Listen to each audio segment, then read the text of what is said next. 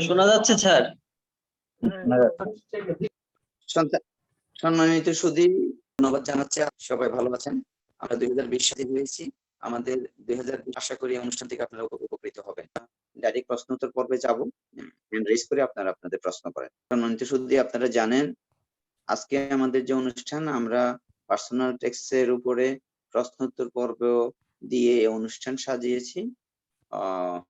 তারা পরবর্তীতে করবেন, অংশগ্রহণ কোনো প্রশ্ন থাকে তাহলে আপনাদের প্রশ্ন নিয়ে আমরা আজকে যদি থাকে আপনাদের স্বতঃস্ফূর্ত অংশগ্রহণ থাকে তাহলে আমরা নামাজের পরে নামাজের বিরতি দেব 10 মিনিট। নামাজের বিরতির পরে আমরা আবারও অনুষ্ঠান যদি আগে শেষ করে ফেলতে পারি তাহলে নামাজের পরে আমরা হয়তো এই অনুষ্ঠানকে আর ক্যারি করব না। সম্মানিত সুধী, আজকের অনুষ্ঠান আমরা এইভাবে সাজিয়েছি। নামাজ পর্যন্ত আমরা আপনাদের প্রশ্ন উত্তর পর্ব নেব। যদি নামাজের পরে সম্মানিত সুধী, আসসালামু আলাইকুম। আপনারা জানেন আজকে আমরা আমাদের কোনো পেপার প্রেজেন্টেশনে যাচ্ছি না। আমরা আপনারা যেখান থেকে প্রশ্ন করলে আমরা আপনাদেরকে। হ্যালো, আসসালামু আলাইকুম। কেউ কি প্রশ্ন করছেন? আমি শুনতে পাচ্ছি। জি স্যার, আসসালামু আলাইকুম স্যার। আমার একটা কোশ্চেন ছিল স্যার, আমি লাস্ট ইয়ারে আমার ট্যাক্স টিডিএস বাবদ আর এফডিআর এর ইন্টারেস্টের যে ট্যাক্সটা গেছে সেটা কাটার পর দেখা গেল আমার ট্যাক্সটা বেশি কাটা হয়েছে। তো এই বছর আমি এটা কিভাবে স্যার অ্যাডজাস্ট করব? স্যার কি আমাকে শুনতে পাচ্ছেন? Hello hello. জি, আমি শুনতে পাচ্ছি, একটু শুনেন। আলামিন সাহেব, জি আপনি সম্মানিত সুধী আপনারা শুনতে পাচ্ছেন আমাকে? জি স্যার, জি স্যার, এখন শুনতে পাচ্ছি। এই প্রশ্নটা সবারই থাকতে পারে। যদি আপনি গত বছর ওইভাবে রিটার্ন সাবমিশন করেন, এটা রিটার্ন সাবমিশন দুভাবে হইতে পারে। একটা হচ্ছে এটা করতে পারে এবং আপনি রেগুলার অ্যাসেসমেন্টের আন্ডারে আপনার রিটার্নটা সাবমিট করছেন। শুনতে পাচ্ছেন? সম্মানিত সুধী, শুনতে পাচ্ছেন আপনারা আমাকে? জি স্যার, জি স্যার, এখন শুনতে পাচ্ছি। যদি আপনি সেলফ অ্যাসেসমেন্টের লাস্ট ইয়ারে আপনি একটা রিফান্ড যখন আপনার অ্যাকনলেজমেন্ট রিসিপ্টের একটা রিফান্ড আপনি সেই ক্ষেত্রে এটা সেলফ এবং ওই রিফান্ডটা এই বছর একবার আপনি হিসেবে দেখিয়ে দিবেন যে লাস্ট ইয়ার অ্যাক্সেস পেমেন্ট করা হয়েছে এবং আপনার এই প্রক্রিয়াটা সম্পন্ন। সম্মানিত সুধী, আপনারা শুনতে পাচ্ছেন? আমি আপনার মনে হয় একটু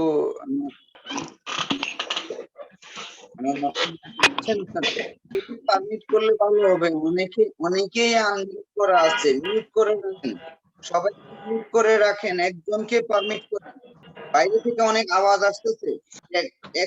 অ্যাডমিন আলামিন সাহেব, সবাইকে আনমিউট করে দিচ্ছেন, মিউট করে একজনকে পারমিট করেন, সম্মানিত সুধী, আপনারা নিশ্চয়ই আমাকে শুনতে পাচ্ছেন?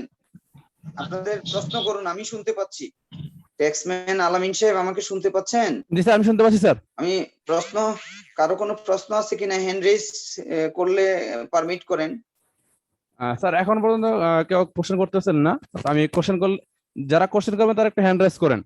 সম্মানিত আলামিন সুধী, সাহেব, ওখান থেকে একটু অ্যানাউন্স করেন, যে মানে আপনার সেট থেকে আপনি অ্যানাউন্স করেন যাদের প্রশ্ন থাকবে তারা হ্যান্ড রেজ করলে আপনি তাদেরকে পারমিট করেন। আজকের যে অনুষ্ঠান, সম্মানিত সুধী, আমরা আমাদের কোনো প্রেজেন্টেশনে আসছি না। এটি আপনারা গত বছরও জানেন যে আমরা গত বছর আমরা এইভাবে আমাদের অনুষ্ঠানটা পরিচালনা করেছিলাম। যাদের পার্সোনাল টেক্সট রিলেটেড প্রশ্ন থাকে আমরা প্রশ্নোত্তর পর্ব, আজকে পুরো অনুষ্ঠানটাকে আমরা প্রশ্নোত্তর পর্বে সাজিয়েছি। কারণ আমরা লেকচার দেওয়ার পরে প্রশ্নোত্তর পর্ব অনেক লম্বা হয়ে যায়। সেই ক্ষেত্রে আমরা আগে দুইটা সেশনে আমরা আমাদের লেকচার এবং প্রশ্নোত্তর পর্ব রেখেছি। আজকে শুধুমাত্র আমরা প্রশ্নোত্তর পর্ব রেখেছি যাতে করে আপনারা আপনাদের অনেক প্রশ্নের উত্তর এখান থেকে পেতে পারেন। সম্মানিত সুধী, আপনারা আপনাদের হ্যান্ড রেজ করে আপনারা আপনাদের প্রশ্ন করুন। সম্মানিত সুধী, আপনাদের যদি কারো কোনো প্রশ্ন থাকে আপনারা প্রশ্ন করতে পারেন। হ্যান্ড রেজ করলে আমরা পারমিশন দেব। গ্লাক্সি জে প্রাইম, জি আপনি আপনার প্রশ্ন করতে পারেন আপনার ফোনটি আনমিউট করে। সম্মানিত সুধী, গ্লাক্সি জে প্রাইম, আপনার ফোনটি আনমিউট করে আপনি প্রশ্ন করতে পারেন। আনমিউট করছি। এখন কি শুনতে পাচ্ছেন? জি, শুনতে পাচ্ছি। আপনি প্রশ্ন করলে আমাদের সম্মানিত স্যার আপনার প্রশ্ন উত্তর দিবেন। একটা হোন্ডা 2 লক্ষ টাকা ক্রয় করা হয়েছে এবং পরবর্তীতে এটা 75,000 টাকা সেল করা হয়েছে। এখন এটা আমি ট্যাক্স ফাইলে কিভাবে দেখাবো? লসটাকে কোথায় দেখাবো? সম্মানিত সুধী, একটু আপনার পরিচয় দিয়ে প্রশ্ন করলে আমাদের জন্য সুবিধা হবে। আপনি কি প্র্যাকটিস অথবা সার্ভিস কিসে আমার আছেন? নাম আলমগীর, আমার নাম আলমগীর, আমি বসুন্ধরা গ্রুপে আছি, জেম অ্যাকাউন্টস। এখন আপনি কি এই হুন্ডাটা যে কিনছিলেন সেটা কি লাস্ট ইয়ারে আপনি আপনার ওয়েলথ স্টেটমেন্টে দেখাচ্ছেন এবং এই যে 2 লাখ টাকা দিয়ে যে হ্যাঁ, এর কিনছিলেন আগে ওয়েলথ সেটা কি স্টেটমেন্টে দেখানো হয়েছিল। হ্যাঁ, ওয়েলথ স্টেটমেন্টে দেখানো হয়েছিল, কোনো ডিপ্রিসিয়েশন চার্জ করা হয়নি। আহ, এর এটি আগে কয় আরো 5 বছর বছর আগে আগে কেনা কিনছিলেন হয়েছে। এবং কিভাবে দেখিয়ে আসছিলেন? 5 বছর ওয়েলথ স্টেটমেন্টে only 5 কিভাবে years। দেখিয়ে আসছিলেন? হ্যাঁ, ওয়েলথ এদের স্টেটমেন্টে আপনি টোটাল কিভাবে দেখিয়ে আসছিলেন? বলতে অ্যাসেট, মানে ক্যাশ কমিয়ে দিছিলাম, অ্যাসেট বাড়িয়ে দিছিলাম। অ্যাসেট বলতে হোন্ডা হিসেবে দেখানো। শুধু শুধু শুধু আপনি কার? ওই 2 লাখ টাকা প্রতি বছর দেখিয়ে আসছিলেন এটার ক্যাশ থেকে কস্ট কমিয়ে দিছি, প্রাইসটা। অ্যাসেট একটা কমিয়ে দিছি। আর সম্মানিত সুধী শুনতে পাচ্ছি না আপনাকে, সম্মানিত সুধী শুনতে পাচ্ছি না। একটু বলি আপনাকে, আপনি যখন প্রথম বছর জিনিসটা কিনলেন, হুন্ডাটা কিনলেন, তখন আপনি 2 লাখ টাকা আপনি কস্ট প্রাইস আপনার ওয়েলথ স্টেটমেন্টে আপনি আপনার পার্সোনাল অ্যাসেট হিসেবে হোন্ডা দেখিয়ে হিসাবে আসছেন। অ্যাসেট বাড়িয়ে এবং দিছি। না, আমার সাথে একটু কোঅর্ডিনেট করেন। প্রথম বছর আপনি জিনিসটা যখন পারচেজ করলেন, তখন হ্যাঁ। আপনি এটা আপনার ক্যাশ ফ্লোতে আপনার এফেক্ট করছে, প্লাস হ্যাঁ, আপনি কস্ট হিসাবে আপনার ওয়েলথ স্টেটমেন্টে দেখিয়েছেন। হ্যাঁ। প্রতি বছর, অর্থাৎ প্রতি বছর আপনি ডিপ্রিসিয়েশন চার্জ করেন নাই, এটা কিন্তু আমি আপনি ডিপ্রেশন চার্জ প্রতি করি বছর নাই। অর্থাৎ যে বছর আপনি সেল করছেন সেই বছরও এটার ভ্যালু 2 লাখ টাকা দেখানো ছিল। হ্যাঁ, আমি 2 লাখ যদি টাকা দেখানো ছিল। এরপরে এখন আপনি কি করলেন? এখন আমি সেল করে দিয়েছি ৭৫,০০০ টাকায়, অর্থাৎ ১,২৫,০০০ টাকা লস হয়েছে। কি করবো আমি? এখানে দুইটা উপায় আছে। একটা হচ্ছে যদি আপনি যদি এটা প্রতি বছর ডিপ্রিসিয়েশন চার্জ করে আসতেন, তাহলে আপনার যে লসটা আছে সেই লসটা মিনিমাইজ হইতো। এখন যেহেতু হ্যাঁ, আপনার এখানে যে লসটা হচ্ছে, এই লসটা আসলে রেকর্ডেড না।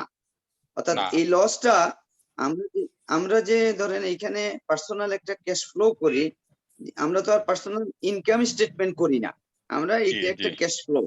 তো হ্যাঁ। সেই ক্ষেত্রে আপনি আপনার যে জীবনযাত্রার মান আছে সেখানে হ্যাঁ, গিয়ে আপনি নেগেটিভ ফিগার থেকে আপনি চাইলে এখানে অ্যাডজাস্ট করতে পারেন।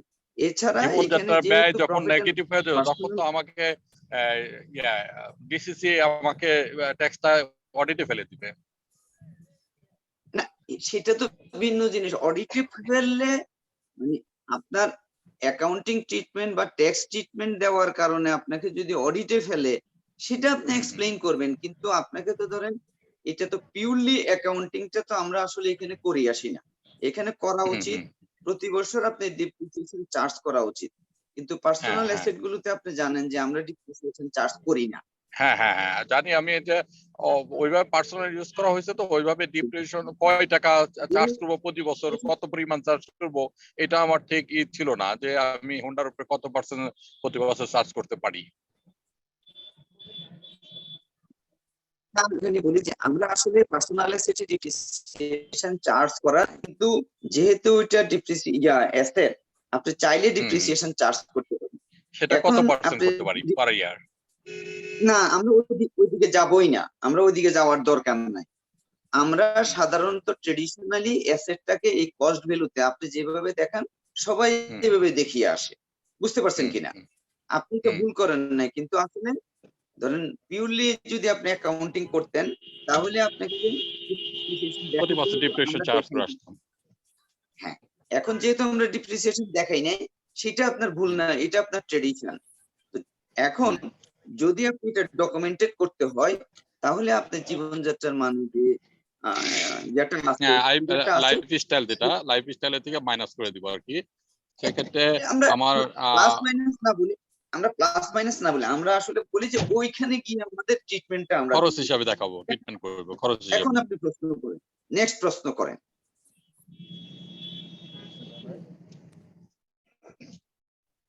আচ্ছা, নেক্সট প্রশ্ন আরেকজন করুক, আমি শুনি, কারণ আমি একাই সব করলে অন্য সবাই হয়তো করতে পারবে না। আমি না মোহাম্মদ সাইফুল্লাহ সুমন। জি, আসসালামু আলাইকুম, শুনতে পাচ্ছেন? জি, আসসালামু আলাইকুম। ফোনটি আনমিউট করে কথা বলুন। জি, আসসালামু আলাইকুম, শুনতে পাচ্ছেন? জি, শুনতে পাচ্ছি। আচ্ছা, আমাদের ঢাকায় একটি বাড়ি আছে, আমার বাবা দিয়ে গেছেন আমাদের 7 জনের নামে। ওইখানে অংশ হচ্ছে সমান দলিলে। তো ওইটা আমরা লোন নিয়ে বাড়ি করেছি।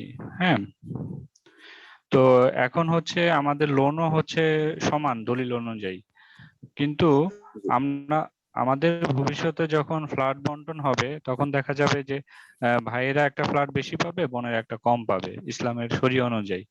কিন্তু এখন তো আর সেটা দেখাতে পারছি না, এখন দেখাতে হবে সমান। তো এখন সমান দেখাইলে পরবর্তীতে আমি যখন ফ্ল্যাট বেশি পাবো তখন তো আমার এটা ট্যাক্সে একটু সমস্যা হবে না, ইনকাম ট্যাক্স রিটার্ন সাবমিশনে? কেন সমস্যা হবে স্পেসিফিক বলেন, যে কোথায় সমস্যা হবে? না, এখন তো ইন্টারেস্ট ডিস্ট্রিবিউশনে সমস্যা হবে? অ্যাসেট মানে অ্যাসেট তখন বাড়বে, কারণ এখন তো আমার দলিল অনুযায়ী আমরা হচ্ছে 7 জন সমানভাবে মালিক। আর ফ্ল্যাট যদি বন্টন হয় সেখানে ভাইয়েরা তো একটা বেশি পাবে। আপনার প্রশ্ন শেষ হলে আমি উত্তর দিতে চাই। জি জি, আমার এটাই প্রশ্ন। পরবর্তীতে যখন, এখন তো আমি সমান দেখাইতে হবে দলিল অনুযায়ী, পরে তো আমাকে বেশি বাড়াবো আর কি, মানে যখন আমাদের লোনটা শেষ হবে তখন আমরা এটারে বন্টন নামা রেজিস্ট্রি করব। তাতে আপনি এখন কি সমস্যা ফেস করতেছেন? যে হ্যাঁ। এখন হচ্ছে যে আপনি লোন নিছেন, আমার প্রশ্ন, এখন আর আপনি কথা বললেন না, তাহলে টেকনোলজি তো খুব ভালো সুবিধা হবে না। আমার বলা জি। শেষ হলে আবার কথা বলবেন, তাহলে আপনার আলোচনাটা সুবিধা হবে। কারণ ফেস টু ফেস কথা না, তো টেকনোলজি করে না। প্রথম হচ্ছে, আপনার বাবা আপনাকে যে সম্পত্তি দিয়ে গেছে, লোনটা নিছেন, লোনের ইন্টারেস্টটা আপনি সমানভাবে এখন নিচ্ছেন। আপনি মনে রাখবেন, একটা হচ্ছে আইন, আরেকটা হচ্ছে ইসলামী শরিয়া। ইসলামী শরিয়া অনুযায়ী পরবর্তীতে যদি আপনি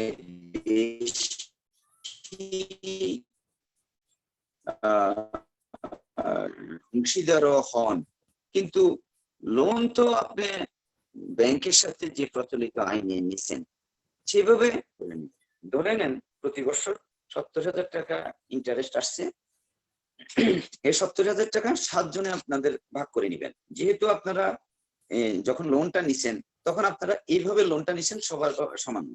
এখন আপনি যদি 2টা ফ্ল্যাট পান, ইন্টারেস্ট আপনাকে এই টাকাটাই দিতে হবে, কারণ একটা হচ্ছে ইসলামী শরিয়া আর একটা হচ্ছে যে প্রচলিত আইন। আপনি ইন্টারেস্টটা প্রচলিত আইন অনুযায়ী করবেন, আর আপনার যে অ্যাসেট আছে অ্যাসেটটা ইসলামী শরিয়া অনুযায়ী করবেন। আপনি যদি বাড়ি 2টা পান, সেটার জন্য তো আপনার ইন্টারেস্ট প্রচলিত আইনে ব্যাংকের সাথে যেভাবে আপনি লোনটা নিচ্ছেন। এবার আপনি সাপ্লিমেন্টারি প্রশ্ন করতে পারেন আমার। পাচ্ছেন আমাকে? না, এখন তো আমি সম্পদ দলিল অনুযায়ী দেখাবো, সেটাই আর কি। মানে দলিল অনুযায়ী তো কম আসে, আর বন্টন করলে তো বেশি আসবে সম্পদ।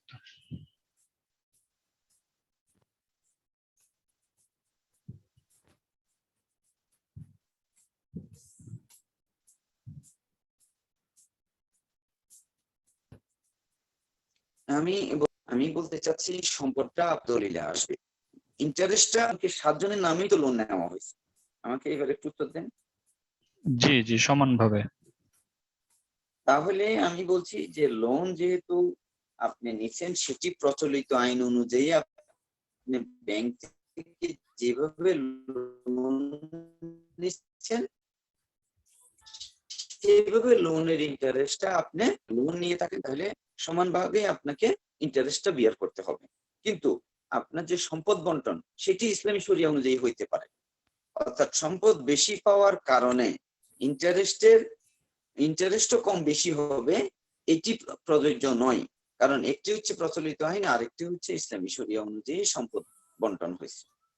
আশা করি আপনি আপনার উত্তর পেয়েছেন। যদি অন্য কোনো প্রশ্ন থাকে করতে পারেন। ঠিক আছে, ধন্যবাদ স্যার। সম্মানিত সুদী, আসসালাম। গ্যালাক্সি J14, আপনি আপনার ফোনটি আনমিউট করে আপনার পরিচয় দিয়ে প্রশ্ন করুন।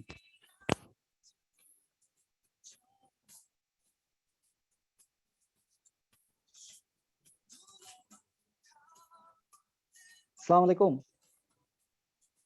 ওয়ালাইকুম সালাম। আমি নেজামউদ্দিন চট্টগ্রাম বাঁশখালী থেকে বলতেছি, একজন হাই স্কুল শিক্ষক। জি জি স্যার। স্যার, আমার প্রশ্ন ছিল একটা। জি বলুন। হ্যালো। জি স্যার, শুনতে আমি পাচ্ছি, স্যার সম্মানিত সুধী শুনতে পাচ্ছি। আচ্ছা স্যার, আমি স্যার গত 2-1 বছর যাবত আমার কলিগদের রিটার্ন ফাইল তৈরি করি, প্র্যাকটিস করতেছি, ছোটখাটো সরল ফাইল যেগুলো আছে। তো একটা প্রশ্ন জানতে চাচ্ছি, একজন করদাতার ন্যূনতম কর 5,000 টাকা, তার ব্যাংক সুদে উৎস কর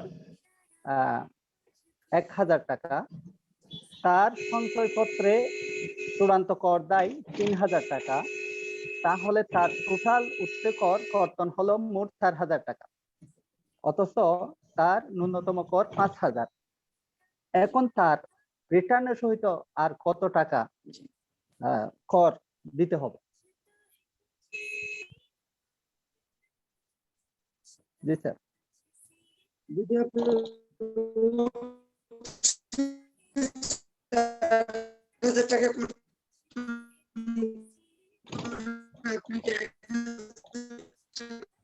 দিবেন, সিম্পল উত্তর। যদি এখানে আর অন্য কোনো কিছু কর করতেন, এখানে উত্তর ন্যূনতম করতাম। এটি এরকম মনে করার কোনো কারণ নাই যে উৎস কর কর্তনটাকে বাদ দিয়ে ন্যূনতম কর টাকে নির্ধারণ করা হবে, বিষয়টি এরকম নয়। উৎস কর কর্তন যেটি সেটিও ন্যূনতম করের অংশ। উত্তরটা এরকম। স্যার একটু শব্দ, একটু স্যার অডিও বিভ্রাট হয়েছে, আরেকটু যদি বলেন স্যার। আমি বলতে চাচ্ছি যে আপনার উৎসে যে কর কর্তন করা হয়েছে সেটিও আপনার প্রদত্ত কর, প্রদেয় কর। আপনি যেই 5,000 টাকার কথা বলছেন, 5,000 টাকা ন্যূনতম কর, কিন্তু অলরেডি যদি আপনি উৎসে কর কর্তন যদি দিয়ে থাকেন 4,000 টাকা, তাহলে আপনাকে 1,000 টাকা দিতে হবে। একেবারে সিম্পল উত্তর, এখানে কোনো কনফিউশন নাই। স্যার, স্যার ওই জিনিসটা একটু ক্লিয়ার হতে চাচ্ছিলাম যে সঞ্চয়পত্রের যে 3,000 যে চূড়ান্ত কর দেয়, সাথে ব্যাংকের 1,000 টাকা, তার মোট 4,000 টাকা উচ্চ কর, তাহলে তার আর রিটার্নের সহিত 1,000 টাকা কর দিলেই চলবে, এটাই তো স্যার? Right, right. হ্যাঁ, থ্যাংক ইউ স্যার, অনেক ধন্যবাদ। অন্য কোনো যদি সঞ্চয়পত্র নিয়ে আপনার অন্য প্রশ্ন থাকে, তাহলে সেই ক্ষেত্রে ধরেন এটা 82C কিনা, 82C হলে সেটাকে আলাদা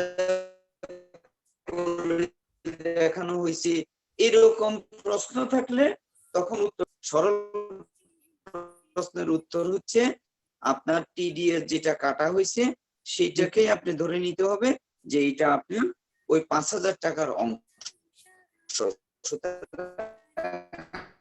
আপনি আগে 4,000 টাকা দিচ্ছেন, এর উত্তরটা এরকম। সম্মানিত শুধু আশা করি আপনি শুনতে পাচ্ছেন। আমাকে একটু বলেন তো, আমরা আপনার কাছে পৌঁছলাম কিভাবে? আমি স্যার একটা গ্রামে আছি, এখান থেকে সাধারণ সিম ডাটা ব্যবহার করে আপনাদের সাথে মিটিং এ আসলাম স্যার। না মানে আমাদের মিটিং এর সংবাদ আপনাকে কিভাবে পৌঁছাইছি আমরা, আপনি কিভাবে কানেক্টেড হইলেন? স্যার আমি স্যার ফেসবুকে আপনাদের যে একটা নোটিশ পাইছিলাম, সেখানেই আমি আমার আগ্রহটা দেখাইছিলাম, আমাকে সেখানেই পাসওয়ার্ড দেওয়া হয়েছে এবং মিটিং আইডি দেওয়া হয়েছে। আচ্ছা, তাহলে ফেসবুকের মাধ্যমে জানতে পারছেন আপনি বিষয়টি এরকম? জি জি স্যার। আপনি ফেসবুকের মাধ্যমে আমাদেরকে আমাদের মানে অনুষ্ঠান সম্পর্কে জানতে পারছেন? জি স্যার, আমি স্যার যেহেতু প্র্যাকটিস করি, আমি একটু ইন্টারেস্টেড, ফলে আমি এটার ব্যাপারে এটা আমি রিমাইন্ডার দিয়েছিলাম আপনাদের কাছে, এটা মিটিংটা হবে এটা জানালাম।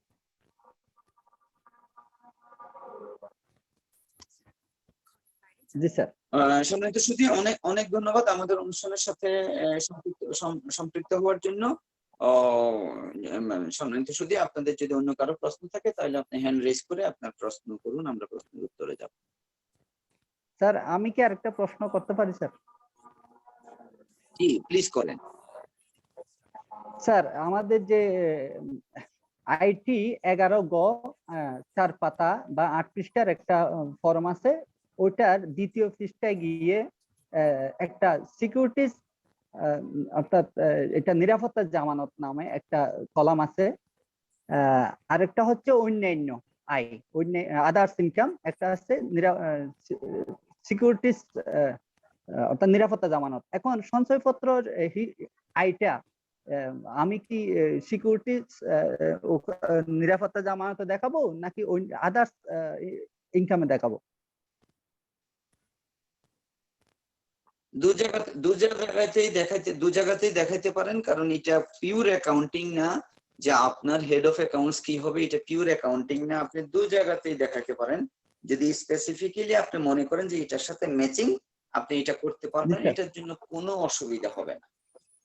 ওকে স্যার, থ্যাংক ইউ স্যার। আমি এখন অপেক্ষায় আছি স্যার, যদি সুযোগ আপনি পাই। যে আর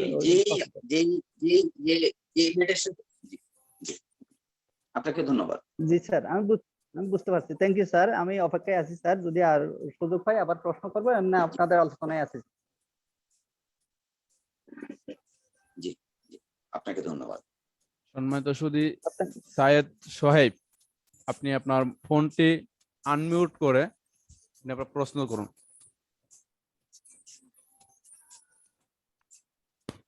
আসসালামু আলাইকুম। জি, শুনতে পাচ্ছি, বলুন। শোনা যাচ্ছে? শুনতে পাচ্ছি, বলুন। আচ্ছা, আমার ওই ডিপিএস আছে আর কি, 2,000 টাকা করে মাসে জমা দিই, বছরে 24,000 টাকা। এটা যে ইন্টারেস্ট হয়, এটা আমি এটা কোথায় দেখাবো? এটা কি ইনকাম হবে, ইনকাম ট্যাক্সে আসবে নাকি ওয়েবে পাবো?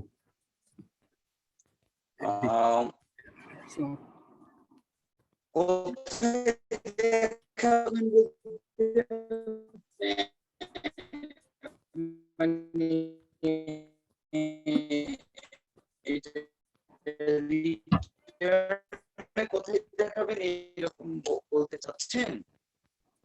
শুনতে পাচ্ছেন আপনি আমাকে? শোনা যাচ্ছে না একটু,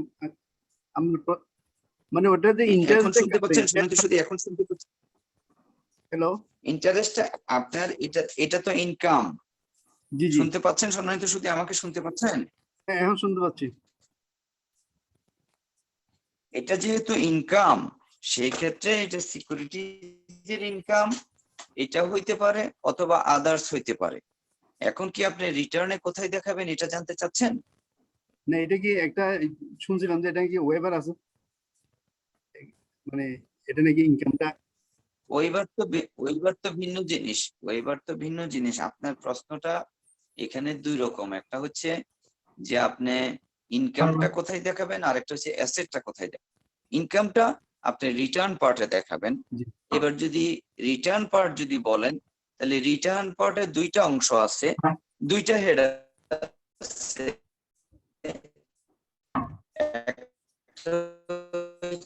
যে ইনকাম ফ্রম সিকিউরিটিজ, আর একটা দেখাতে পারেন। আর যদি অ্যাসেট বলেন, তাহলে সেটি হলো যে আপনি আইটি 10B তে স্পেসিফিক্যালি যে জায়গার সাথে এটা ম্যাচ করে সেই জায়গাতে দেখাবেন, কারণ এই বিষয়গুলো বোধ করার কিছুই নেই। সম্মানিত শুধু আমাকে শুনতে পাচ্ছেন কিনা?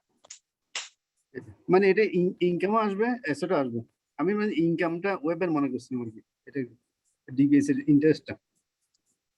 আচ্ছা, ঠিক আছে, ইনকাম থ্যাংক ইউ। ওয়েব সেটা তো পরের জিনিস। আপনি বলছেন কোথায় দেখাবেন? আপনি তো দেখাবেন অবশ্যই। হ্যাঁ দেখাবো, আপনার ঠিক আছে। দেখাবেন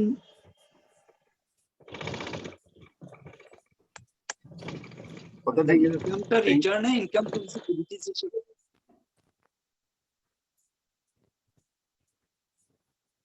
আচ্ছা, থ্যাংক ইউ। কথা ভেঙে যাচ্ছে। Thank you. Thank you.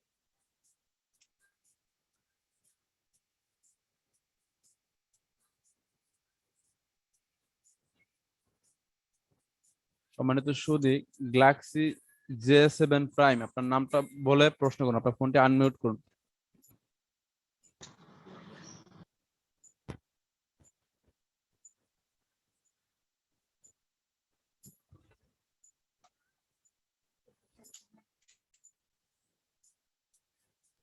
Hello, শুনতে পাচ্ছেন? জি শুনতে পাচ্ছি, বলুন বলুন বলুন। আচ্ছা, আমি একটা ফ্ল্যাট কেনার জন্য ব্যাংক লোন নিচ্ছি, হ্যাঁ ফ্ল্যাট বানানোর জন্য, মানে হাউস বিল্ডিং ফাইন্যান্স থেকে লোন নিচ্ছি।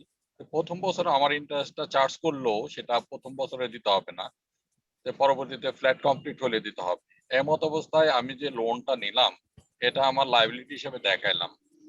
এখন এর বিপরীতে ক্যাশ হিসেবে অ্যাসেট হিসেবে দেখালাম, তাহলে আমার এটা সমান হয়ে গেল। যখন লোনের ইন্টারেস্ট দেওয়া হবে তখন এটা কি খরচ হিসেবে দেখাবো?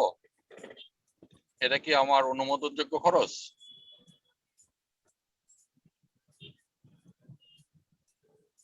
আপনার প্রশ্ন শেষ হলে আমরা উত্তর দেব।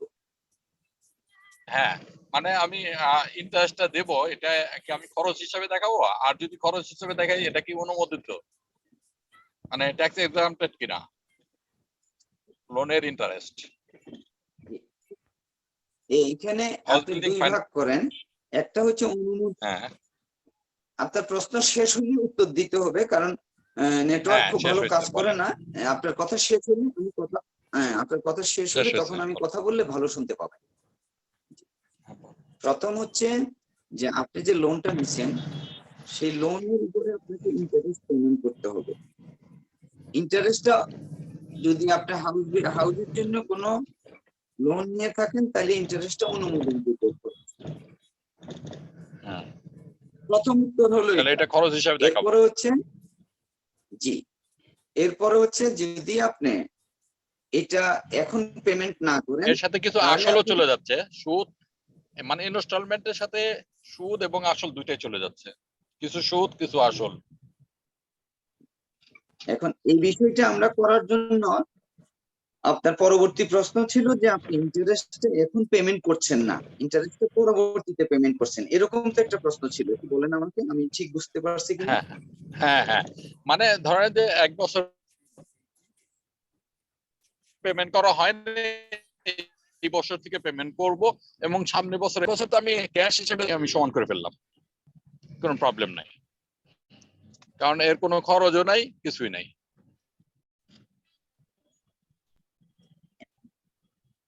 লাইবিলিটি হিসেবে দেখা, এটা একটু বলেন।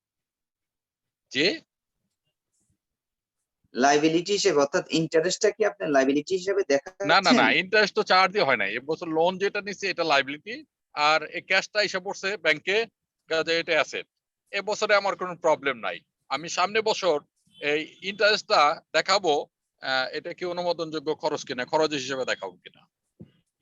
ইন্টারেস্ট অনুমোদনযোগ্য খরচ, এবং আপনি এটা ক্যাশ ফ্লোতে আপনি জাস্ট এটা ক্যাশ আপনার এখন এই ইন্টারেস্টের সাথে আসলের অংশ আছে। এখানে আর অন্য কোনো ইমপ্যাক্ট না, যেমন আসলটা সুদ আপনি প্লাস আলাদা আসল করে- সম্বন্ধে একটা একটা কিস্তি যাচ্ছে, যেমন ধরেন যে প্রতি মাসে একটা কিস্তি যাচ্ছে 12,000, এর মধ্যে ইন্টারেস্ট হলো 8,000 আর আসল হচ্ছে 4,000, এই 8 4 12,000। এখন আমি ইন্টারেস্ট 8,000 এটা আমি অনুমোদনযোগ্য খরচ হিসেবে দেবো, আর 4,000 টাকাকে আমি লোন থেকে বাদ দিয়ে দেবো।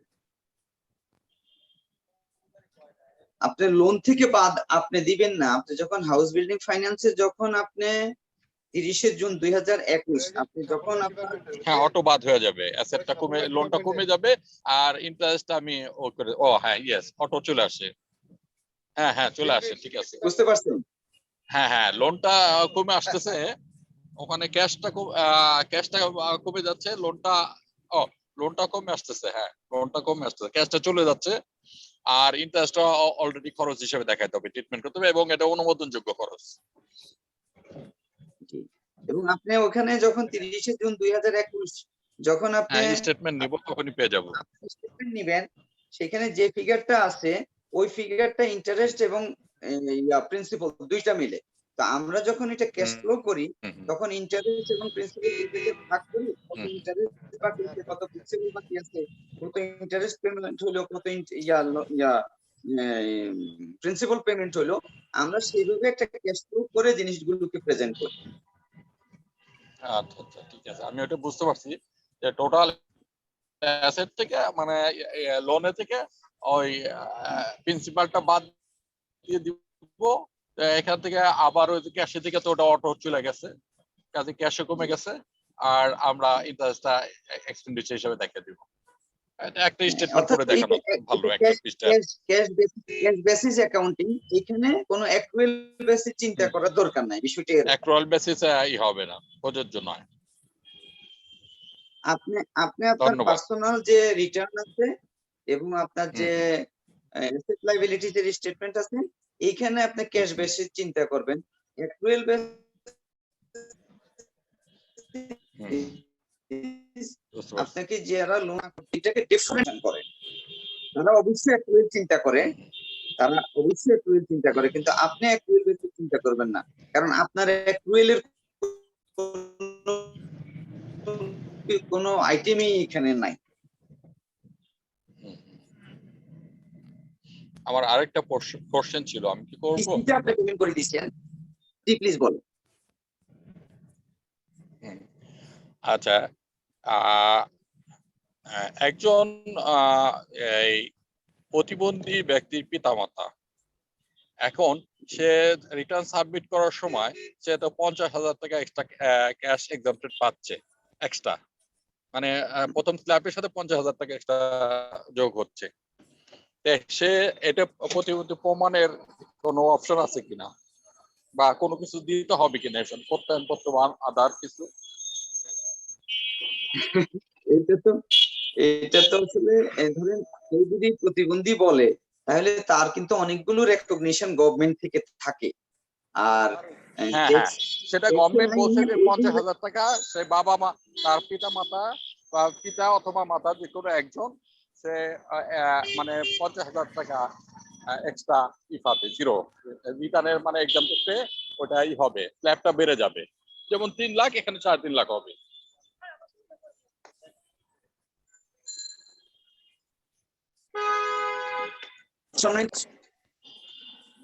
হ্যাঁ, হ্যালো, এখন বোঝা যাচ্ছে?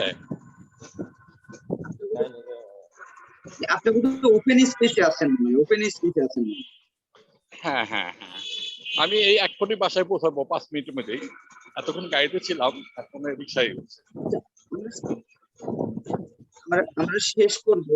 সেটা হচ্ছে যে আপনার আচ্ছা, এইখানে আমি তাহলে পরে এই ধরনের কোনো কথা, মানে আমি এর জন্য বিপরীতে কোনো সেলফ স্টেটমেন্ট দিব কিনা?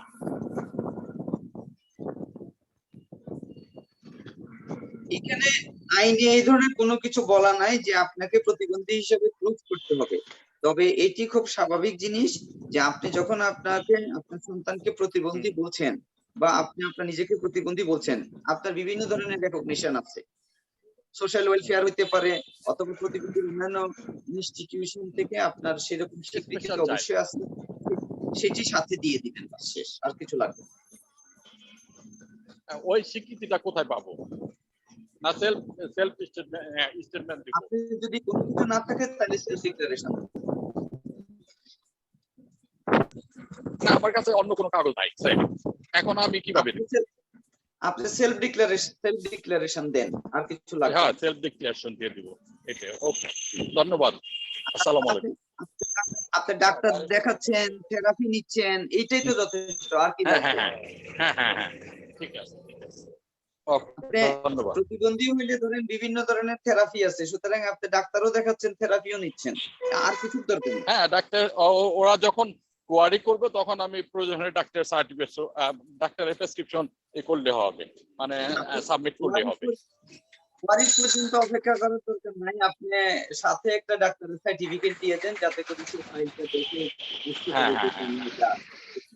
ধন্যবাদ। আপনি অন্য সবাই এখন প্রশ্ন করুক, এখনো একটু নামাজের সময় হয়ে গেছে। আমরা নামাজের বিরতি দিব 10 মিনিট, নামাজের বিরতি দিয়ে যদি তাহলে পরবর্তীতে আমরা সম্মানিত স্যার, আরো আমাদের 3 জন প্রশ্ন পর্ব ছিল, আমরা কি তাদের প্রশ্নগুলো নিব কিনা স্যার? হ্যাঁ, তাহলে আমরা আরেকজনের প্রশ্ন নিই। মাইনুল বাশার শাকিল, সম্মানিত সুদী মাইনুল বাশার শাকিল, আপনি আপনার প্রশ্ন করতে পারেন আপনার ডিভাইসটি আনমিউট করে। আসসালামু আলাইকুম স্যার। যদি কোনো ব্যক্তি পার্টনারশিপ, 2 ব্যক্তি মিলে পার্টনারশিপ কোনো লাইসেন্স করে, নিবন্ধিত না, 2,000 টাকার স্ট্যাম্পে শুধু ডিড করে তারা বিজনেস করতেছে, কিন্তু এর মধ্যে তারা একটা টিন সার্টিফিকেট করে ফেলছে তাদের পার্টনারশিপ বিজনেসের নামে। কয়েক বছর তারা রিটার্নও সাবমিট করছে, ইতিমধ্যে তাদের বিজনেসটা বনিবনাত না হওয়ার কারণে তারা বন্ধ করে দিছে। এখন তাদের কেয়ার ইনকাম ট্যাক্স রিটার্ন দিতে হবে নাকি এখানে স্যার তারা কি করবে আসলে, বা এটা উইথড্র করার প্রসেসটা কি? তাদের তো রেজিস্ট্রেশন করা হয় না আরটিসি তে। আপনারা কি পার্টনারশিপের নামে কি আপনারা পার্টনারশিপ প্রতিষ্ঠানের নামে টিন প্রসেস করছিলেন? জি জি স্যার, জি স্যার।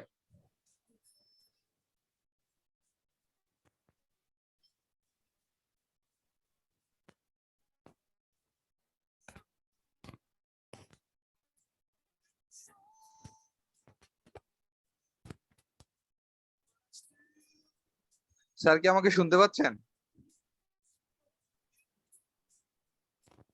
নামে যদি টিন প্রসেস করেন তাহলে করে এটাকে ক্লিয়ার করতে হবে। 30শে জুন 2021 শুনতে পাচ্ছি আমি, আমাকে শুনতে পাচ্ছেন? সম্মানিত সুধী, আমাকে শুনতে পাচ্ছেন? জি জি স্যার, এখন শুনতে পাচ্ছি।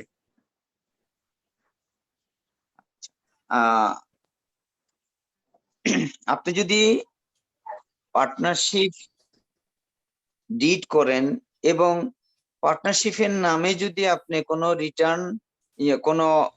রিটার্ন টিন প্রসেস করেন, তাহলে আপনি যতদিন পার্টনারশিপের আন্ডারে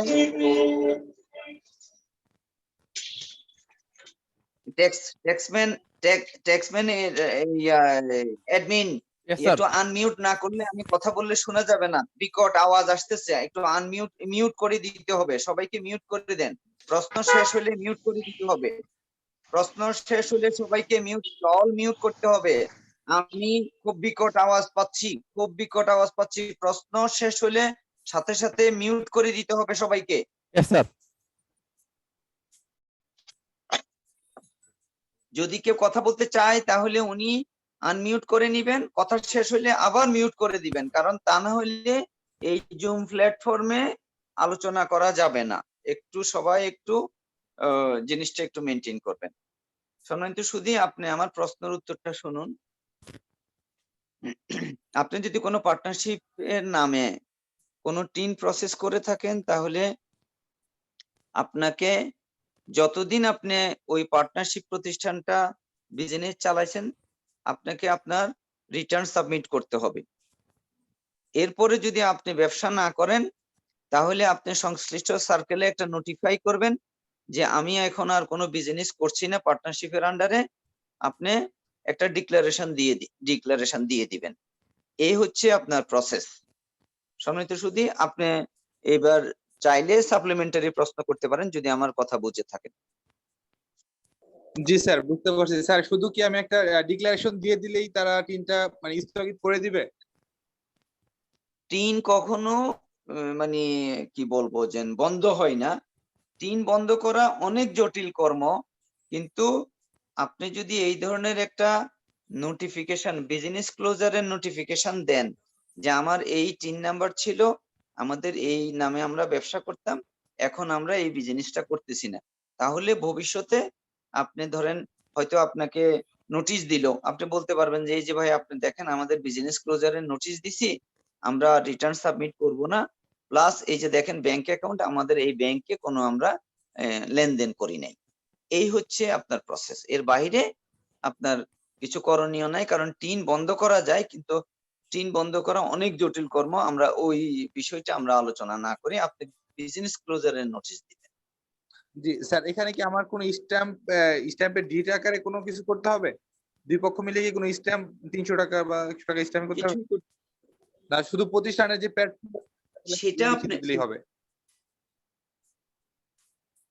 আপনি প্রতিষ্ঠানের লেটার হেডে লিখে যে দুইজন পার্টনার আপনি এখানে স্ট্যাম্পে চুক্তিবদ্ধ হয়েছিলেন, সেই দুইজনে আপনি সাইন করে একটা বিজনেস ক্লোজারের নোটিশ দিয়ে দেন। আমার মনে হয় এটি সাফিসিয়েন্ট। আর আপনি যদি এটাকে ইয়ে করতে চান, মানে আবার যদি একটা বিজনেস ক্লোজারের জন্য দুইজনের মধ্যে যদি একটা ডিড করতে চান, সেটা আপনি করতে পারেন, সেটা ট্যাক্স অফিসের রিকোয়ারমেন্টস না, সেটা আপনি নিজে চাইলে করতে পারেন। আশা করি আমার প্রশ্নের উত্তর পেয়েছি। আমি আপনার কথা বুঝতে পারছি, অসংখ্য ধন্যবাদ স্যার। আসসালামু আলাইকুম। অনেক ধন্যবাদ। সম্মানিত সুধী মোহাম্মদ মাসুদ আলম, আপনি আপনার ডিভাইসটি আনমিউট করে প্রশ্ন করুন। জি, আসসালামু আলাইকুম স্যার। হ্যালো স্যার, শুনতে পাচ্ছেন? শুনতে পাচ্ছি। জি স্যার, আমি ফান্তপথ থেকে মোহাম্মদ মাসুদ আলম বলছিলাম। স্যার, আমি গত বছর একটা নতুন ফাইল করছি, ওই নতুন ফাইলে ট্যাক্সেবল ইনকাম দেখায়নি। এবার উনি চাইতেছে যে ট্যাক্সেবল ইনকাম দিব, তো উনি যে আয় দেখাচ্ছে এই বছর এই ট্যাক্সেবল ইনকাম হবে না। তো উনি চাচ্ছে যে ওনার বাবা থেকে কিছু সম্পত্তি বাবা থাকা অবস্থায় বন্টন করেছে, বাবা এখনো আছে ভাইদের মধ্যে। এখন ওই যেটুকু সম্পত্তি আছে আমি কিভাবে ট্যাক্সেবল ফাইলে নিয়ে গত বছর মানে সামনের বছর আমি ট্যাক্সেবল ফাইল মানে কৃষি আয় দেখাবো, এই সম্পত্তিটা আমি কিভাবে খাতায় নিবে? বাবা জীবিত আছেন? জি, বাবা জীবিত আছেন। কিছু সম্পত্তি ভাই বোনদেরকে ভাগ করে দিছে যে একটু একটু মানে এত অংশ করে খাওয়ার জন্য। বাবা জীবিত আছেন ভাগ স্যার। করে দিবে। এখানে দুটো জিনিস, একটা হচ্ছে ইসলামী শরিয়া আর একটা হচ্ছে দেশের প্রচলিত আইন। দেশের প্রচলিত আইন অনুযায়ী আপনার বাবা জীবিত থাকা অবস্থায় আপনাকে যদি কোনো সম্পত্তি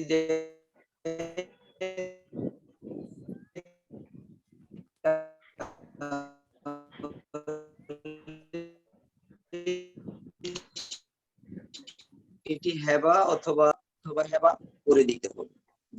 মানে যেহেতু এটা কোনো আপত্তি করবেন, আপনি তখন সেখানে বলবেন যে ইনহেরিটেড প্রপার্টি বলে আপনার ফাইলে আপনি ইনহেরিটেড প্রপার্টি দেখাবেন। প্রপার্টি দেখায় ধরেন আপনি বললেন একটু একটু আপনার ডিভাইস মিউট করেন, দয়া করে ডিভাইস মিউট করেন, আমার কথাটা শুনেন, আবার আনমিউট করে আমার সাথে কথা বলতে হবে। একটু দয়া করে মিউট করেন, কারণ তা না হলে এই জুম প্ল্যাটফর্মে কথা বলা মানে আপনাদের জন্য আপনারা ভালো শুনতে পাবেন না, আমিও শুনতে পাবো না। দয়া করে প্রশ্ন করে সাথে সাথে আপনার ডিভাইসটি একটু মিউট করে দিবেন কাইন্ডলি। আমাদের অ্যাডমিন ট্যাক্সম্যানের অ্যাডমিন, আপনি এটি একটু সবসময় একটু কাউন্সিলিং করে যেতে হবে, কারণ মানুষের মনে থাকবে না। Okay sir. তো আমি আমি যেটা বলতে চাচ্ছিলাম সেটি হলো যে আপনি যদি আপনার ফাদার আপনাকে কোনো জমি দিয়ে থাকে, ধরেন আপনি লিখে দিলেন ল্যান্ড সিচুয়েটেড এট ধরেন চিটাগাং, ধরেন 1 একর, আপনি এটা এবার দেখালেন, দেখে সেখানে যে কৃষি আয় আছে সেই কৃষি আয়টা আপনি দেখাবেন। এই সিম্পল, এর বাইরে আর কোনো কিছু না।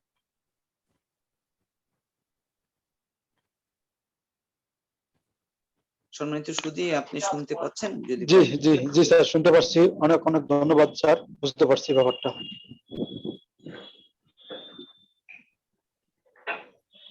সম্মানিত স্যার, আর কোনো আমাদের প্রশ্ন থাকলে মানে 6টা বাজে, আমরা কি নামাজের বিরতিতে যাব কিনা? সম্মানিত নামাজের স্যার, বিরতিতে যাবে, 15 মিনিট পরে আমরা আবার কানেক্ট হব। সম্মানিত সুধী, আপনাদের সবার উদ্দেশ্যে বলতেছি, আমরা এখন 15 মিনিটস নামাজের ব্রেক, মাগরিবের নামাজের ব্রেক দিচ্ছি। 15 মিনিটস পরে 6টা 15 মিনিটে আবার আমরা শুরু করব আমাদের অনুষ্ঠান। ধন্যবাদ সম্মানিত স্যার। ট্যাক্সম্যান আমরা কি শুরু করতে পারি? জি স্যার, আমরা এখন শুরু করতে পারি স্যার। আমি কি প্রশ্ন করবো স্যার? শুরু করুন। আসসালামু আলাইকুম। সম্মানিত সুধী, আসসালামু আলাইকুম। এমডি মখদুম আলী খান, এমডি মখদুম আলী খান, আপনি আপনার ফোনটি আনমিউট করে কথা বলুন। এমডি মখদুম আলী খান। জি স্যার, আসসালামু আলাইকুম, ধন্যবাদ। স্যার, আমি বলছিলাম যে স্যার আমরা প্রতি বছরই ডিপিএস এর কারণে রিবেট পাই। তো 5 বছর মেয়াদ শেষে বা 10 বছর মেয়াদ শেষে যখন আমার ডিপিএস এর ফুল টাকাটা আমি পাবো একসাথে অনেক, তখন কি স্যার সেই টাকা বা বেসরকারি চাকরিজীবী অনেক পেনশন পায়, পেনশন পেলে তাদের পেনশনটা তো ট্যাক্স এক্সাম্পটেড। এই দুটো কোশ্চেন স্যার আমার, যে এটা কি আমি পুরোটাই ট্যাক্স এক্সাম্পটেড দেখাই দেব? সম্মানিত সুধী, কেউ বিনা অনুমতিতে কারো ফোন আনমিউট করবেন না। সম্মানিত সুধী, কেউ বিনা অনুমতিতে ফোন আনমিউট করবেন না। যাকে কোশ্চেন করতে সুযোগ দেওয়া হয় তিনি কোশ্চেন করবেন, এর বাইরে কেউ ফোন আনমিউট করবেন না। আপনাদের ফোন আনমিউট করে দেওয়া হচ্ছে।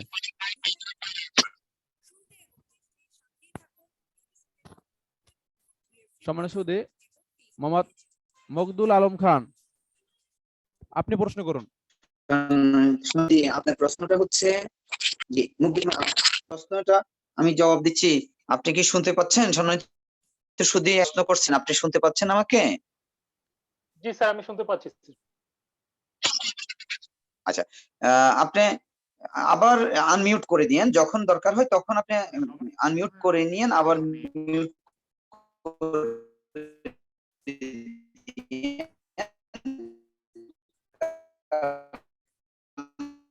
তা না হলে বাইরের অপশনটা চাই। আমি আপনার প্রশ্ন করেন প্রতি বছরে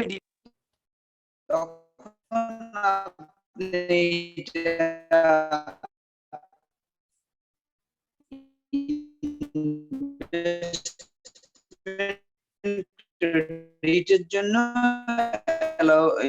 ইনভেস্টমেন্ট ক্রেডিট আপনি এটাকে অ্যালাউয়েবল ইনভেস্ট পাচ্ছেন এখান থেকে।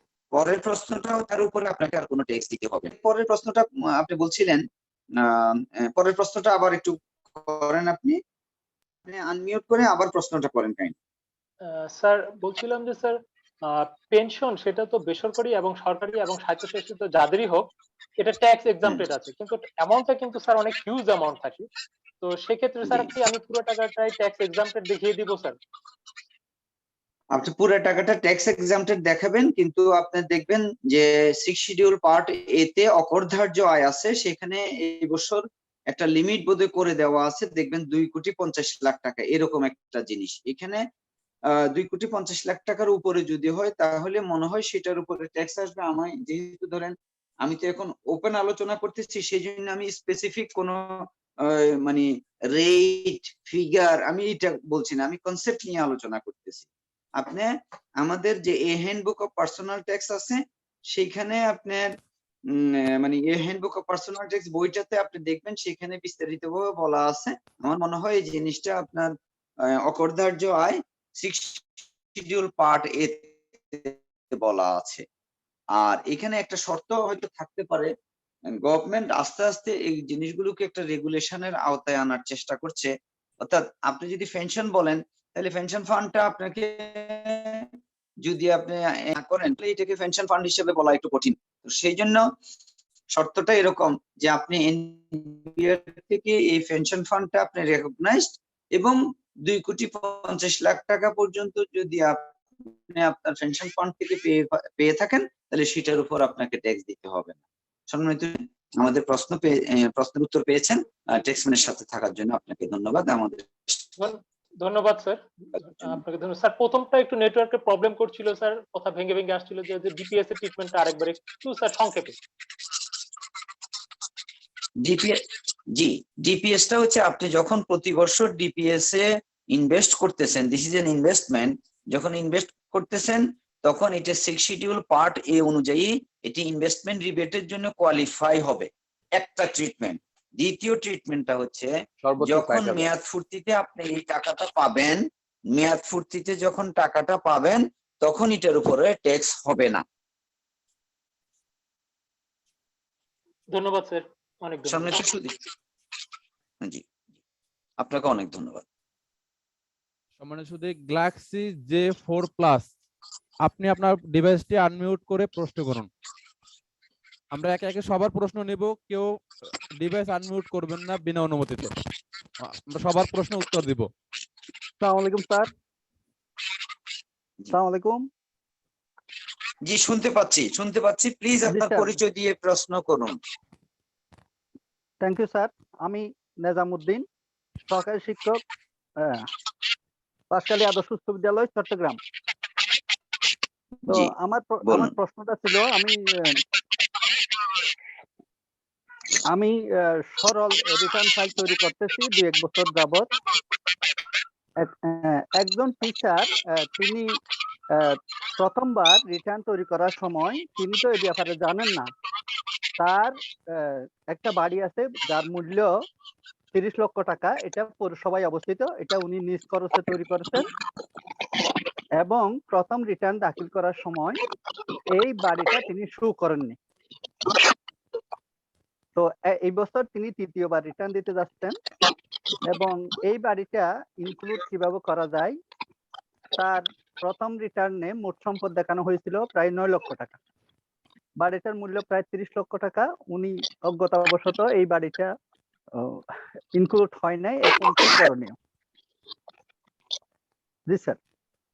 এটা করণীয়, আপনার প্রশ্ন শেষ হলে আমি উত্তর দিব। স্যার প্রশ্নটা আবার বলি স্যার। হ্যালো, আপনার প্রশ্নটা আমি শুনেছি, জি স্যার। আপনি আমার উত্তরটা শুনেন। যদি আপনার প্রশ্ন শেষ হয় তাহলে আপনি আপনার ফোনটাকে কাইন্ডলি মিউট করে দেন।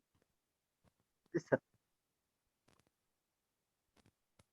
সম্মানিত শুধু ওনার প্রশ্ন হচ্ছে, একজন শিক্ষক গত বছর অজ্ঞতাবশত ওনার রিটার্নে ওনার বাড়িটি প্রদর্শন করেন নাই।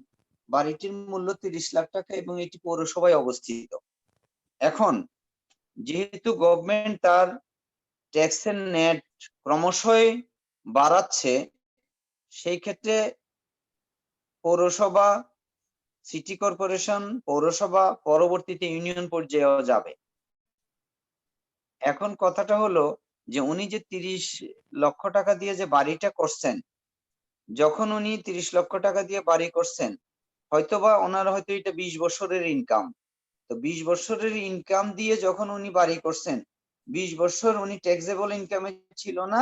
সেই ক্ষেত্রে উনি গ্রামে অবস্থান করে ওনার কৃষি আয় এবং ওনার যে বেতনের আয়, যদি সহকারী শিক্ষক হয় বেতন, কৃষি ইত্যাদি, উনি জমানো টাকা দিয়ে উনি বাড়িটা করছেন। সেই ক্ষেত্রে প্রথম বছর এই ধরনের একটা ডিক্লারেশন উনি এইভাবে জমাইয়ে এই ধরনের টাকা বাড়িটা করছেন, সেরকম একটা ডিক্লারেশন দিয়ে বাড়িটা দেওয়া দরকার। যদিও এটি আইনের দৃষ্টিতে একটু কঠিন, কিন্তু কথাটা হচ্ছে যে উনি তো আর 1 বছরের ইনকাম দিয়ে ক্ষেত্রে এইভাবে করে উনি করতে পারেন। যদি উনি এইভাবে না করেন তাহলে সেই ক্ষেত্রে ট্যাক্স অফিস মনে করে নিবে যে উনি গত বছর বাড়িটা যে দেখান নাই, এই বছর দেখাইছেন, তাহলে ইন বিটুইন এই বছরের মধ্যে ওনার এই 30 লাখ টাকা ইনকাম হয়ে গেছে, না হলে উনি দেখান নাই কেন। সেই ক্ষেত্রে এই ধরনের একটা ডিক্লারেশন দিয়ে জিনিসটাকে আনা দরকার। প্রথম বছর আনতে পারেন না, উনি এই বছর ডিক্লারেশন দিয়ে আনা দরকার। এবং এটি আমরা আইনের চেয়ে প্র্যাকটিসটাকে বেশি ভ্যালু দিব। সম্মানিত শুধু আশা করি আপনি আপনার প্রশ্নের উত্তর পেয়েছেন। যদি অন্য কোনো প্রশ্ন থাকে তাহলে করতে পারেন, অথবা এই প্রশ্নেরও সাপ্লিমেন্টারি প্রশ্ন। জি স্যার, আমি স্যার যেটা বলছিলাম, উনি এই বছর তৃতীয় রিটার্ন দিতে যাচ্ছেন। উনি বাড়িটা করছেন 14 সালে, 14 সালেই কমপ্লিট করছিলেন এবং এই বছর তার তৃতীয় রিটার্ন। ঠিক আছে, কিন্তু টাকার উৎসটা কি সেটা আমি তো আপনাকে বললাম যে যদি উনি উনি প্রধান, জি স্যার, উনি প্রধান শিক্ষক হাই স্কুল। সেটাই তো আমি গাইড করলাম যে ধরেন উনি 10 বছর এখানে চাকরি করছেন। উনি তো গত 10-20 বছর যাবত এখানে চাকরি করতেছেন, প্রাইভেট পড়াচ্ছেন, তারপরে ধরেন এখানে ওনার কৃষি আয় আছে। সেইভাবে এখন ডিক্লারেশন দিয়ে জিনিসটাকে মিনিমাইজ করে নিতে হবে, এছাড়া আর কোনো উপায় নাই। অর্থাৎ আপনি যদি ট্যাক্স দেওয়া থেকে বাঁচতে চান, সেই ক্ষেত্রে এরকম ডিক্লারেশন দিতে হবে যে এটি আমি গত 20 বছর যাবত চাকরি করছি, সেইখান থেকে আমার জমানো টাকা। স্যার এটা তাহলে ওনাকে সশরীরে অফিসে মুভ করতে হবে কিনা? অবশ্যই মুভ করতে হবে, ওনাকে মুভ করতে হবে অথবা ওনার লয়ারকে মুভ করতে হবে, কেউ একজনকে তো মুভ করা লাগবে। স্যার ধন্যবাদ না স্যার। করলে আমার জি স্যার, আরেকটা বিষয় স্যার, আরেকজন টিচার সহকারী শিক্ষক, উনি 3-4 বছর আগে চট্টগ্রাম সিটিতে একটা ফ্ল্যাট কিনেছেন, 3 বছর আগে টিন করেছেন, কিন্তু এখনো কোনো রিটার্ন জমা দেননি। তিনি এই বছর রিটার্ন দিতে চাচ্ছেন। ওই যে 3 বছর আগে ফ্ল্যাট কিনেছেন, তার জন্য তাকে কি করণীয়? এখন প্রথম হচ্ছে যে ইনকাম ট্যাক্সে মূল বিষয়টা হচ্ছে ইনকাম ট্যাক্সের আইনের স্পিরিটটা কি। ইনকাম ট্যাক্সের আইনের স্পিরিটটা হচ্ছে আপনি ইনকাম করলে ট্যাক্স দিবেন।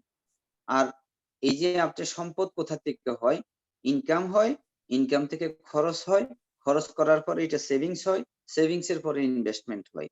এখন আপনি যে ইনভেস্টমেন্টটা করছেন, অ্যাসেটটা তৈরি করছেন, আপনার আয়ের উৎসটা আপনি বলেন, আপনার আয়ের উৎসটা কি? আপনি সেটা এখন ডিক্লেয়ার করেন যে আপনি যে ফ্ল্যাট কিনছেন আয়ের উৎসটা কি। সেরকম একটা যৌক্তিক কোনো কিছু যদি আপনি গভর্নমেন্টকে না বলেন, তাহলে তো গভর্নমেন্ট বলবে যে তুমি ইনকাম করছো, ট্যাক্স দেন, ট্যাক্স দাও। বুঝতে পারছেন কিনা? জি স্যার, উনি যদি উপযুক্ত কোনো প্রমাণ দেখাইতে পারেন, এর আগে হয়তো জমি বিক্রি করছেন, পৈতৃক সম্পত্তি এরকম কিছু থাকতে পারে হয়তো, এটা আর কি স্যার। যদি অর্থাৎ এখন আয়ের উৎসটা তো আর আমি বলতে পারবো না, আমি জেনারেলি আপনাকে গাইড করলাম, সেটি হচ্ছে আপনাকে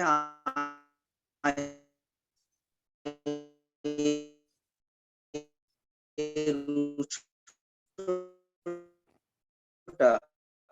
অর্থাৎ ওনার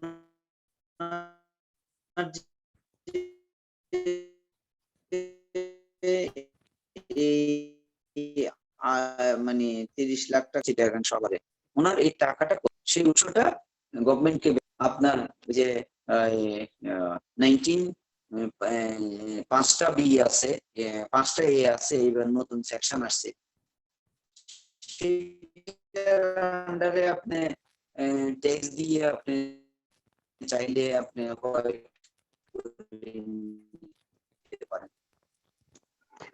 স্যার সেখানে স্যার তাহলে স্যার ব্যবসা করতে 25 না পারেন, তাহলে পারতেছেন না, বা আপনি এই আয়ের উৎস ব্যবসা করতে চাচ্ছেন, স্যার তাহলে তো উনার আমি যতটুকু দেখছি একটু করে 25% টাকা সরকারকে দিলেই এটা একটা বৈধ কালো টাকা বৈধ করার সূত্রে পড়ে যাবে হয়তো।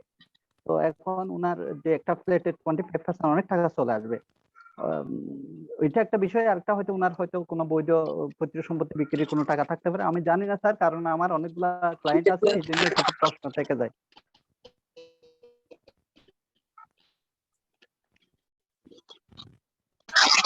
কি 25% না, ফিট হিসেবে আপনাকে টাকা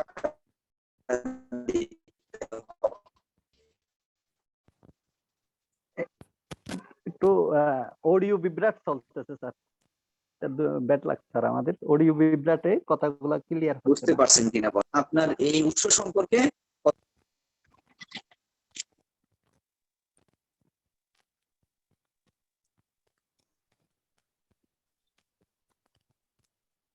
হ্যালো, এখন শুনতে পাচ্ছেন? শুনতে পাচ্ছেন?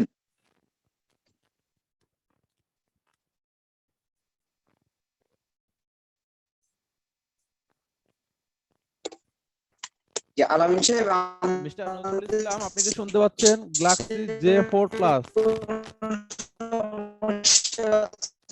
Mister Nazrul Islam, Galaxy J4 plus, আপনার ডিভাইসটি আনমিউট করেন। আপনি শুনতে পাচ্ছেন কিনা? আপনার প্রশ্ন উত্তর আপনি পেয়েছেন কিনা?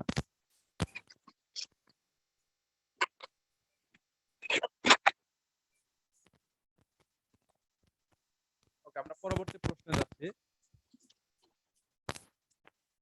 সাইফুল সাহেব, আপনার ডিভাইসটি আনমিউট করে আপনার প্রশ্ন করুন। মিস্টার সাইফুল, আপনার ডিভাইসটি আপনি আনমিউট করে প্রশ্ন করুন।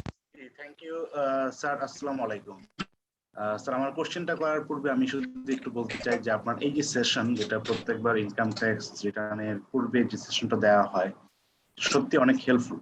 এখানে অনেকেই অনেক রকম কোশ্চেন করেন, ফলে অনেক অ্যান্সারই আসলে জানা হয় এবং অনেক ব্যাখ্যাও আলহামদুলিল্লাহ জানা হচ্ছে।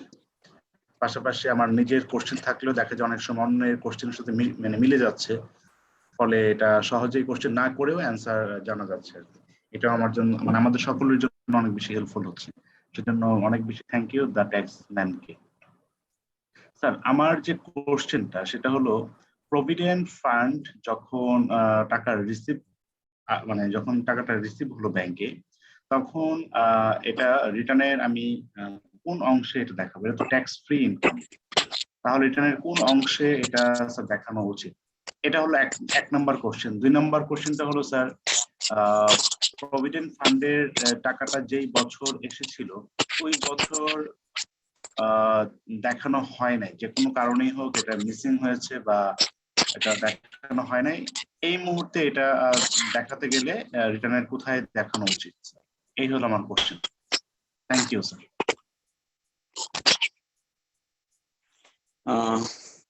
সাইফুল সাহেব, আপনাকে অনেক ধন্যবাদ আমাদের সাথে ট্যাক্স ম্যানের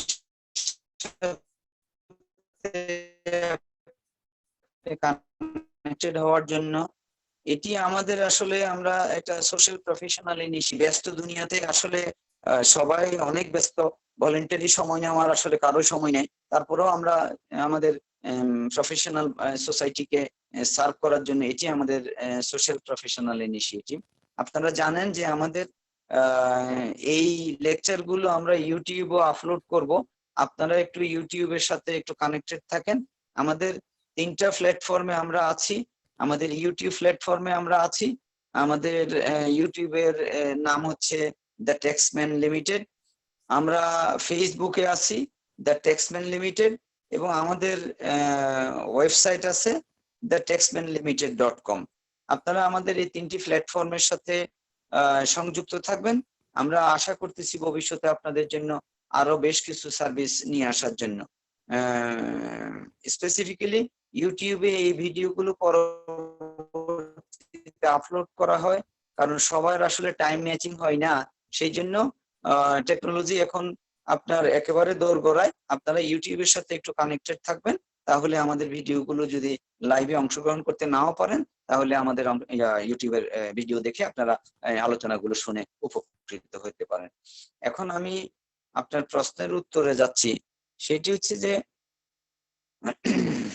আপনি বলছেন প্রভিডেন্ট ফান্ড।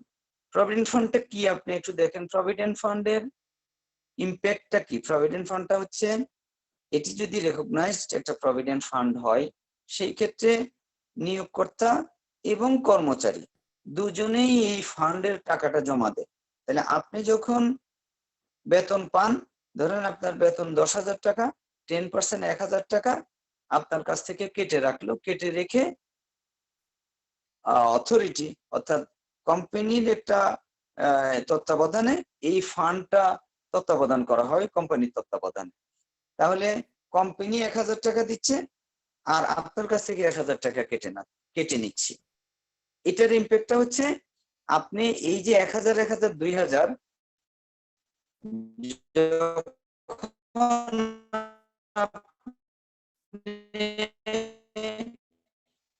এই বছরের রিটার্নটা আপনি আপনার ইনভেস্টমেন্ট, এটা হচ্ছে প্রথম। পরবর্তীতে আপনি যদি এই প্রভিডেন্ট ফান্ডটা যদি পরবর্তীতে আপনি মেয়াদ ফুর্তি হয়, ফর এক্সাম্পল আপনি চিন্তা করলেন যে আপনার এখানে 10 বছর আপনি চাকরি করছেন, 10 বছর চাকরি করার পরে এখন আপনার এখানে ধরেন আপনার 50,000 টাকা 1 লাখ টাকা আপনাকে মেয়াদ ফুর্তিতে পেমেন্ট করলো। সেই ক্ষেত্রে আপনার প্রভিডেন্ট ফান্ডে আপনার যে সুদ এবং আপনার যে আসল পুরো টাকাটাই আপনি করমুক্ত। আমি আপনাকে, আপনার প্রশ্ন যাই হোক না কেন, এটি হচ্ছে প্রভিডেন্ট ফান্ডের টোটাল সিনারিও। যদি আপনি আমি আপনার প্রশ্ন বুঝে থাকি, আমার বিশ্বাস যে আপনি উত্তরটা শুনছেন এবং উত্তরটা আপনার প্রশ্নের উত্তর হবে। যদি এরপরে আর কোনো প্রশ্ন থাকে সাপ্লিমেন্টারি, তাহলে আপনি সাপ্লিমেন্টারি প্রশ্ন আমাকে করতে পারেন।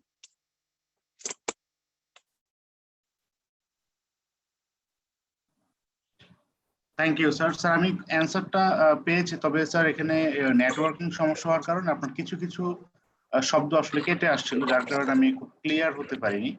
স্যার, প্রভিডেন্ট ফান্ড তো সম্পূর্ণ কর মুক্ত, যেহেতু এখানে যিনি চাকরি করছেন ওনার কিছু টাকা এবং নিয়োগকর্তা ওনার কিছু টাকা এখানে অ্যাড হচ্ছে। আর প্রত্যেক বছর নিয়োগকর্তা যে টাকাটা দিচ্ছেন সেটা তো ইনকামে মনে হয় সেটা ইনকামে মনে হয় দেখানো হয়, যার কারণে ট্যাক্স তো তখন এটা অলরেডি ক্যালকুলেট হয়ে যায়। সো স্যার, প্রভিডেন্ট ফান্ডের টাকা যখন ফুল রিসিভ হয় তখন আর ট্যাক্স এর উপরে থাকে না। কিন্তু সেই ক্ষেত্রে স্যার যখন ফাইনাল যে অ্যামাউন্টটা সে পেলো ইন্টারেস্ট সহ, এটা স্যার আমি রিটার্নের কোন অংশ দেখাবো স্যার? আরেকবার যদি কাইন্ডলি একটু বলতেন।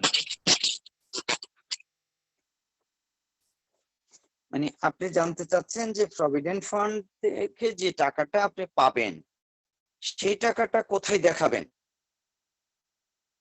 জি স্যার, রাইট স্যার। মানে এইখানে আপনি দুটো জিনিস, একটা হচ্ছে প্রভিডেন্ট ফান্ডে যে টাকাটা পেলেন, ধরেন আপনি ব্যাংকে টাকাটা পেলেন, তাহলে একদিকে এটা অ্যাসেট হিসেবে আপনার ব্যাংকে চলে যাবে, অপরদিকে আপনি রিটার্নে ইনার কলামে এটাকে দেখাবেন, যেহেতু এটা এক্সাম্পটেড ইনকাম, সেই ক্ষেত্রে রিটার্নে আপনি বেতন খাতের আয়ের এখানে মানে আপনি এটাকে ইনার কলামে দেখাবেন। আমার মনে হয় আপনি এই বিষয়টা নিয়ে বোধহয় আপনার একটু কনসার্ন যে এটা কোথায় দেখাবেন। এটাকে আমরা সাধারণত রিটার্নের বাইরে একটা কম্পিউটেশন শীট করি, যে আপনার সবগুলো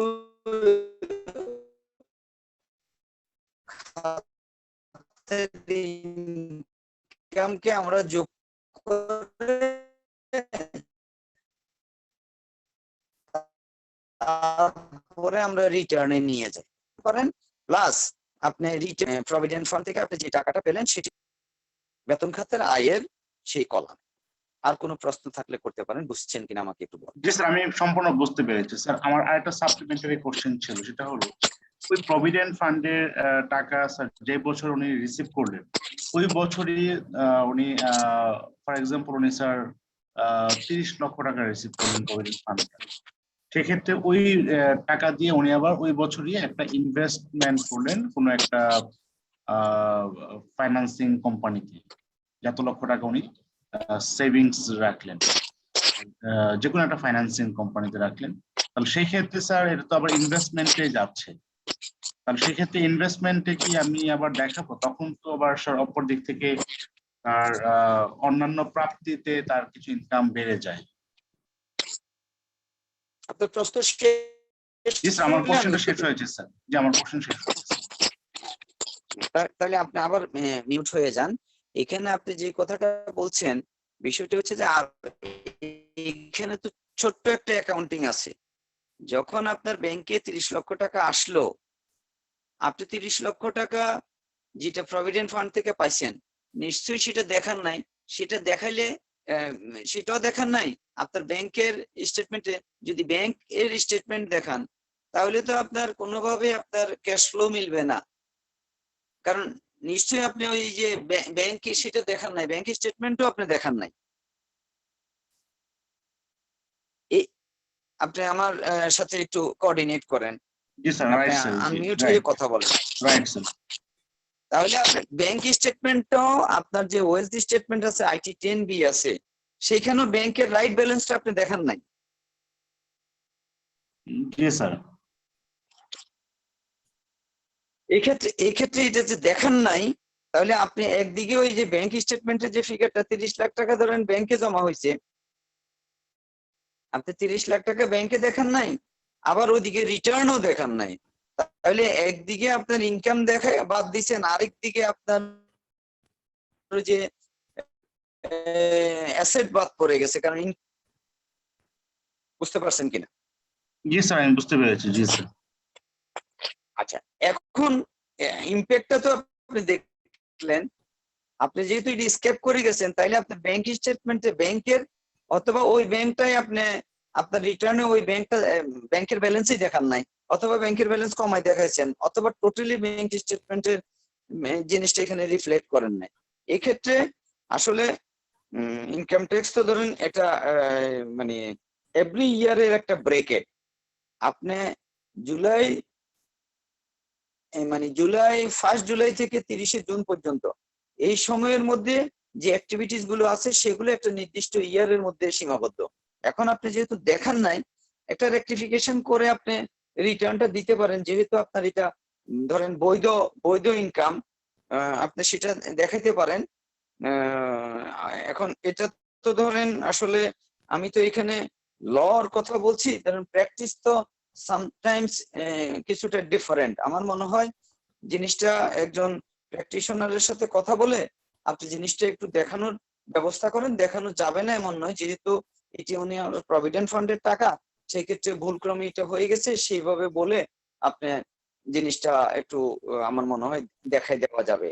একদিকে আপনি ধরেন এফডিআর দেখাই দিলেন, আরেকদিকে আপনার ইয়াটা দেখাই দিলেন, এই মানে provident fund income from provident fund অথবা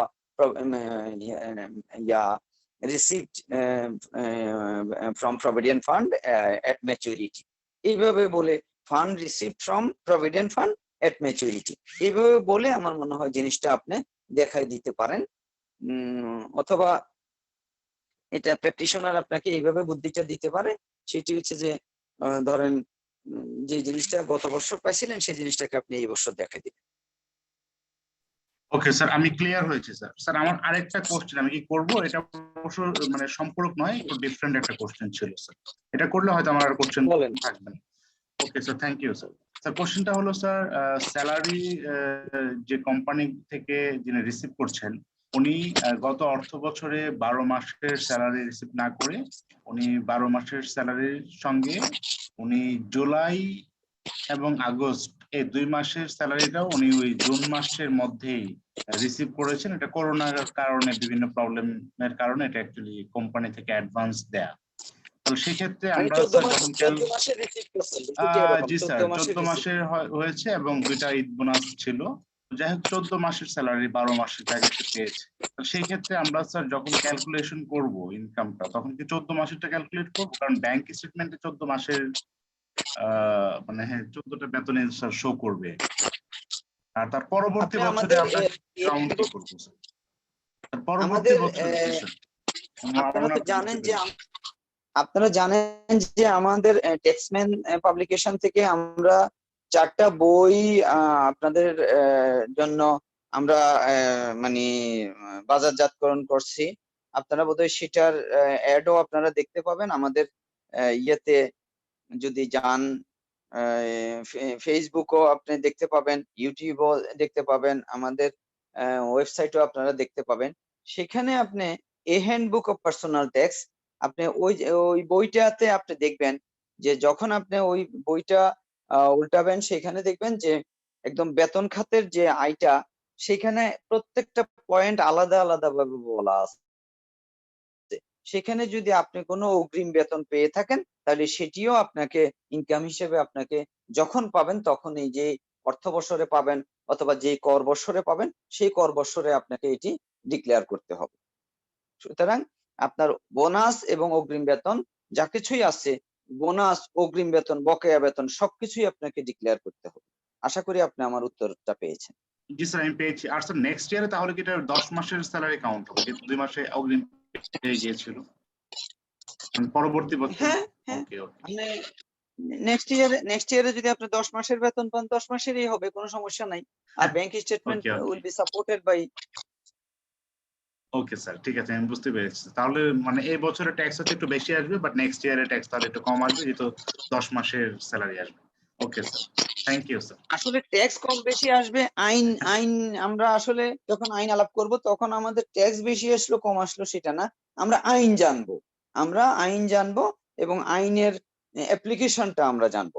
সম্মানিত সুধী, আপনারা নিশ্চয়ই জানেন যে আমাদের বইগুলো বাজারে আগে আমরা নিজেরা বিক্রি করতাম এবং আমরা অনলাইনে বিক্রি করতাম।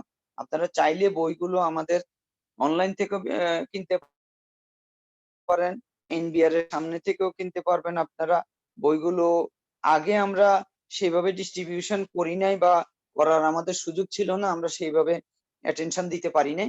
এবার আমরা বইগুলো আপনারা এনবিআর চত্বরে পাবেন, আপনারা হাইকোর্টে পাবেন, আপনারা নীলক্ষেতে পাবেন এবং আমাদের সাথে আপনারা চাইলে অনলাইনেও এটি পারচেজ করতে পারেন। কারণ টেকনোলজির যুগ, এখন আমাদের মনে হয় যে আপনারা ছুটাছুটি না করে চাইলে আমাদেরকে অনলাইনে অর্ডার দিতে পারেন। আপনাদের জন্য আমরা এনবিআর চত্বর, হাইকোর্ট এবং আপনাদের নীলক্ষেত, আমরা এই সকল জায়গাতে আমাদের বইয়ের আউটলেট গুলো আছে, আপনারা চাইলে সেখান থেকেও কালেক্ট করতে পারেন। আপনাদেরকে সবাইকে অনেক ধন্যবাদ। এখন পরবর্তী প্রশ্নে চলে যাব আমরা পরবর্তী কোশ্চেন নেব মাহবুব হাসান। আপনি আপনার ডিভাইসটি আনমিউট করে প্রশ্ন করবেন। মাহবুব হাসান। জি, আসসালামু আলাইকুম। হ্যালো। ওয়ালাইকুম সালাম, আমি শুনতে পাচ্ছি মাহবুব হাসান।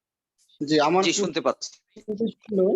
আমার গত অর্থ বছরে আমি মার্চে টিন খুলেছি। তো আমি এবছর টিন দিতে যাচ্ছি, কিন্তু আমার নোটিশ এসেছে গত বছরের ফাইল সাবমিট করার জন্য। কিন্তু আমি চাচ্ছি যে ওই 3 মাসের জন্য আমি ফাইলটা জমা দিব না, এই বছর আমি পুরাটা ফাইল জমা দিয়ে দিব। তাতে করে কি আমার কোনো সমস্যা হতে পারে কিনা? দেখেন, আইন হচ্ছে আপনি যদি রিটার্নটা সাবমিট করে দেন 30শে জুনের মধ্যে, তাহলে সেটি হচ্ছে আপনার জন্য ভালো, বা এটাই হচ্ছে আইন। অর্থাৎ আপনি যদি ধরেন 29শে জুন তারিখও যদি আপনি টিন ওপেন করেন, তাহলে 30শে জুনে আপনার কিন্তু 1 বছর শেষ হয়ে যাচ্ছে। আপনি 1 বছরের মধ্যে মাত্র 1 দিন পেলেন টিনের বয়স, সেই জন্য আপনি রিটার্ন সাবমিট করবেন না। আইন সেটা নয়। আইন হচ্ছে আপনি যদি 29শে জুন তারিখেও যদি কোনো টিন প্রসেস করেন, তাহলে 30শে জুনে আপনার অর্থবর্ষ শেষ হবে, কর বছর শেষ হবে, এবং আপনাকে রিটার্ন সাবমিট করতে হবে।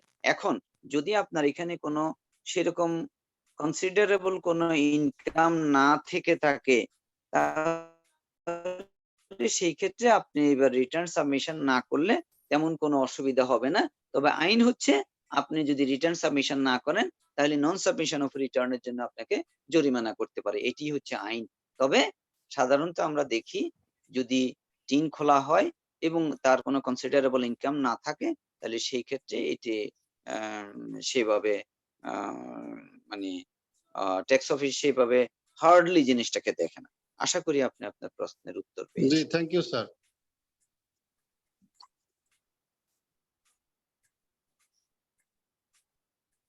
মিস্টার রাজু, ট্যাক্সম্যান আপনার অ্যাডমিন আলামিন device- সাহেব, আমরা অনুষ্ঠান কতক্ষণ চালাবো? ট্যাক্সম্যান অ্যাডমিন আলামিন সাহেব, আমরা অনুষ্ঠান কতক্ষণ চালাবো? কতজন হ্যান্ড রেজ করছে আমাকে একটু ধারণা দিয়েন, এবং স্যার পরবর্তী আমাদের প্রশ্ন চলে অলরেডি যাবে। 3 জন আছেন এখনো, অলরেডি আমাদের ওয়েটিং লিস্টে আছেন। আমাদের অনুষ্ঠানটি চলবে 7টা পর্যন্ত। আমরা আরো 10 মিনিট অনুষ্ঠানটি কন্টিনিউ করব। তো আমরা মোহাম্মদ রাজু, আপনার কোশ্চেনটি নিতে যাচ্ছি। আপনার ডিভাইসটি আনমিউট করে আপনি সম্মানিত স্যারকে প্রশ্ন করুন। আসসালামু আলাইকুম স্যার। স্যার আমার প্রশ্নটা ওয়ালাইকুম সালাম। স্যার আমার প্রশ্নটা হচ্ছে, করদাতা চাকরি ছাড়ার পরে লিভ এনকেশমেন্ট পেয়েছে, এই লিভ এনকেশমেন্ট কি ট্যাক্সেবল কিনা? আপনার আর কোনো প্রশ্ন আছে? না স্যার, আর কোনো প্রশ্ন নেই। আচ্ছা, লিভ এনকেশমেন্ট ট্যাক্সেবল। আপনি যে কোনো ফর্মে আপনি আমাদের বইটা একটু কালেক্ট করার চেষ্টা করবেন, এবং সেখানে খুবই সুন্দরভাবে প্রত্যেকটা পয়েন্ট আলাদা আলাদা ভাবে এটি দেখানো আছে। আপনি যদি নিয়োগকর্তার কাছ থেকে কোনো লিভ এনকেশমেন্ট পেয়ে থাকেন, তাহলে সেটি আপনাকে মানে এটি ট্যাক্সেবল, আপনাকে এই ইনকামের উপর আপনাকে ট্যাক্স দিতে হবে। এটি বেতন খাতে মোট আয় নির্ধারণের সময় এই আয়ের উৎস, এই খাতে আপনি আয় করতে পারেন, সেক্ষেত্রে এটি আপনার এটার উপর আপনাকে ট্যাক্স দিতে হবে। ধন্যবাদ। আশা করি আপনি উত্তরটা পেয়েছেন। ধন্যবাদ স্যার। সম্মানিত সুধী, আপনারা জানেন যে আমাদের এই অনুষ্ঠান আমরা পরবর্তীতে আমরা ইউটিউবে আপলোড করব। যারা লাইভ দেখতে পারেন নাই, তারা নিশ্চয়ই ইউটিউবে আপনারা দেখবেন। ইউটিউবে আপনাদের জন্য দেখার সুযোগ থাকলো। আমাদের ফেসবুকের সাথে অ্যাটাচ থাকবেন। পরবর্তী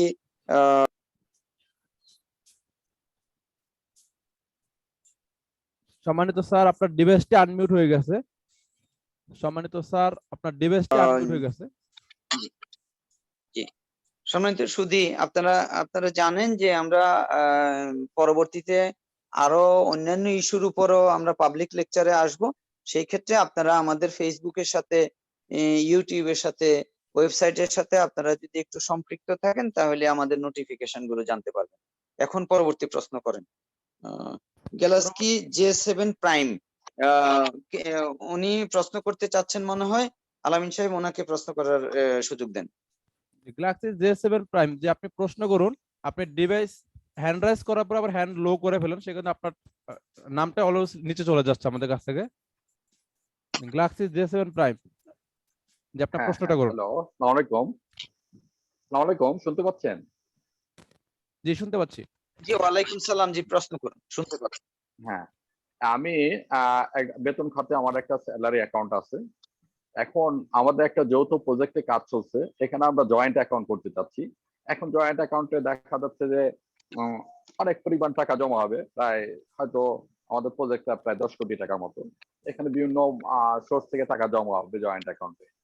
এক্ষেত্রে এই জয়েন্ট অ্যাকাউন্টের টাকা আমার ট্যাক্সে কোনো ইফেক্ট করবে কি না? কারণ এখানে 36 জন আপনার প্রশ্ন মেম্বার, শেষ এখানে আমিও প্রশ্ন একজন শেষ হলে আমরা উত্তর দিব। আচ্ছা, আপনার আর প্রশ্ন দ্বিতীয়ত শেষ করলে উত্তর দিব, কারণ হ্যাঁ হ্যাঁ আচ্ছা, আরেকটা কোশ্চেন হচ্ছে, জি বলুন। একজন ব্যবসায়ী দীর্ঘদিন যাবত ব্যবসা করে, তার টিআইউন আছে, গত বছর সে ট্যাক্স ফাইল করে নাই, কারণ গত বছর থেকে বাধ্যতামূলক করা হয়েছে যে টিআইএন থাকলে ট্যাক্স দিতে হবে। এবছর সে ট্যাক্স দিতে চাচ্ছে এবং তার যথেষ্ট পরিমাণ বয়স, প্রায় 55, তার যথেষ্ট পরিমাণ টাকা মার্কেটে আছে, প্রায় কোটি টাকার মতো। এই অবস্থায় সে যদি ট্যাক্স দেয়, এই চলতি বছরের ইনকাম সে বের করে, মানে সে সাধারণত হিসাব রাখে না, ওই বিদেশ থেকে ইম্পোর্ট করে আর এটা সেল করে দিয়ে তার প্রফিটটা হয়। এই অবস্থায় আছে আর কি, দীর্ঘদিন যাবত সে এইভাবে চলছে, কোন রকম রিটার্ন সাবমিট করে না। এই বছর সে রিটার্ন সাবমিট করতে চাচ্ছে, তাহলে কিভাবে সে করবে? এই দুইটা প্রশ্ন শেষ হলে আমরা উত্তর। হ্যাঁ, প্রশ্ন দুইটাই। এখন আমি মিউট করে রাখছি, আমি উত্তর দেন। জি কাইন্ডলি। প্রথম প্রশ্নের উত্তর হচ্ছে, স্যালারি অ্যাকাউন্টে আপনার যে জয়েন্ট অ্যাকাউন্ট, সেই জয়েন্ট অ্যাকাউন্ট স্যালারি কখনো জয়েন্ট অ্যাকাউন্ট হবে না। না না, স্যালারি আমার আপনার স্যালারি অ্যাকাউন্ট আলাদা আছে, জয়েন্ট অ্যাকাউন্ট খুলতে যাচ্ছে। মানে আপনি জয়েন্ট অ্যাকাউন্ট খুলতে চাচ্ছেন, আপনার সাথে কার জয়েন্ট অ্যাকাউন্ট খুলতে চাচ্ছেন? আমাদের আরো, মানে আমরা একটা ফ্ল্যাট করতেছি 36 জন মিলে। এই 36 জনের মধ্যে 3 জনকে এই প্রতিনিধি করা হয়েছে যে এই 3 জনের অ্যাকাউন্ট মিলে অ্যাকাউন্ট করবে এবং সমস্ত 36 জনের টাকা এই অ্যাকাউন্টে জমা হবে, ওখান থেকে খরচ হবে। এটা খুব রিস্কি অ্যাটেম্প। জয়েন্ট অ্যাকাউন্ট না করে আপনারা একটা সোসাইটি এই ধরনের একটা কোনো নেমে করে একটা রেজলিউশন করে ওই 3 জনকে আপনি ব্যাংক অ্যাকাউন্ট অপারেশনের দায়িত্ব দেন। আপনারা জয়েন্ট অ্যাকাউন্ট করলে এটি বিপদের দিকে আপনারা আগাচ্ছেন। আপনারা যে কোনো একটা নেম দেন, ধরেন ওই বিল্ডিংটার আপনারা একটা নাম দিবেন, তো সেরকম একটা বিল্ডিং এর নাম দিয়ে দেন, অথবা এরকম কোনো একটা কিছু বলে ধরেন ফ্রেন্ড করে, সেখানে আপনারা এগ্রিমেন্ট তৈরি করে সেই এগ্রিমেন্টটা দিয়ে, ধরেন 20 জনকে নিয়ে আপনার ফ্ল্যাট করতেছেন, সেরকম একটা এগ্রিমেন্ট করেন, এগ্রিমেন্ট করে একটা রেজলিউশন করে নেন, করে ওই এগ্রিমেন্টের নাম দিয়ে ওই এগ্রিমেন্টে আপনি একটা নেমিং করে দেন, তারপরে অথরাইজ করে দেন যে এরা 3 জনে করবে। এছাড়া জয়েন্ট অপারেট করবে। জয়েন্ট অ্যাকাউন্টে যদি টাকা থাকে, এটা যে কোনো মুহূর্তে মিস ইন্টারপ্রিট হইতে পারে, আপনারা বিপদের দিকে আগাচ্ছেন। এটা হলো প্রথম প্রশ্নের উত্তর আপনারা পেলেন। দ্বিতীয় প্রশ্নটা কি বলছিলেন, আমাকে আবার একটু বলেন।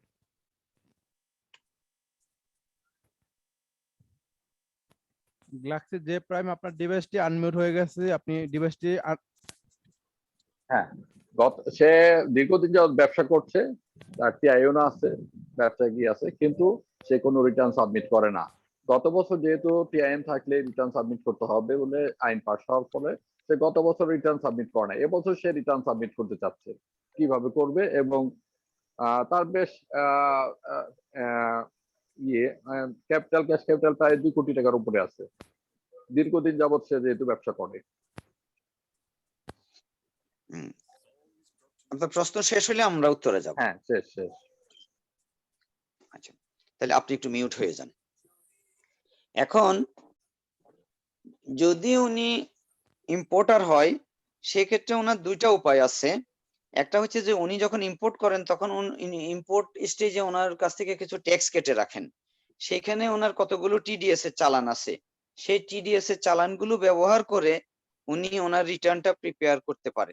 আরেকটা হচ্ছে ওনার ব্যাংকে যে টাকাটা জমা হচ্ছে, সেটাকে উনি একটা সেলস দেখাইয়ে একটা ট্রেডিং অ্যাকাউন্ট করে, একটা প্রফিট এন্ড লস অ্যাকাউন্ট করে উনি সেইভাবে একটা রিটার্ন সাবমিট করতে পারে। এই হচ্ছে দুইটা উপায়। দুইটা উপায় নেই, এই দুইটা উপায়কে আপনি কনসলিডেটেড করে ফেলেন।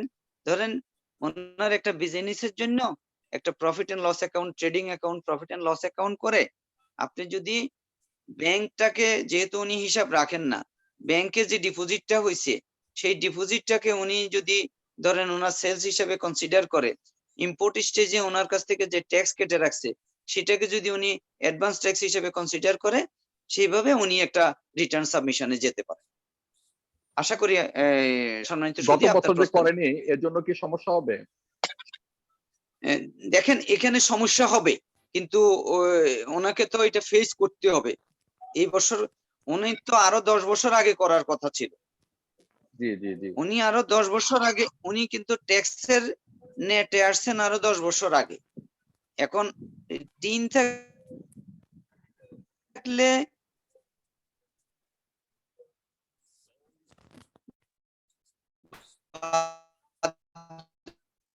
বাধ্যতামূলক রিটার্ন সাবমিশন করতে হবে, এই আইনটার দরকার নাই। এই আইনটা আগে আইন ছিল যে আপনার যখন টিন করলে টিনের বাজেবল ইনকাম হবে তখন আপনি শত করবেন, আপনি রিটার্ন সাবমিশন করবেন। সুতরাং উনি তো সেই আইন লঙ্ঘন করছে। এখন পিছনে কি হবে ধরেন থিওরিটিক্যালি তো আমরা আসলে এখানে আলোচনা করি, পিছনে ওনার ব্যাংক স্টেটমেন্টে যে টাকা পয়সা আছে সেগুলো উনি করেন নাই, সেগুলো তো ধরেন দৃশ্যমান। এগুলো ধরেন আসলে এই প্ল্যাটফর্মে কথা না বলে আমরা যদি মানে এটা আসলে প্র্যাকটিস, তো প্র্যাকটিসটাকে আমরা এখানে লেকচারে না আনলে জিনিসটা ভালো হবে। নিশ্চয়ই আপনি একটা নির্দেশনা পেয়েছেন। ধন্যবাদ। আসসালামু আলাইকুম। ধন্যবাদ।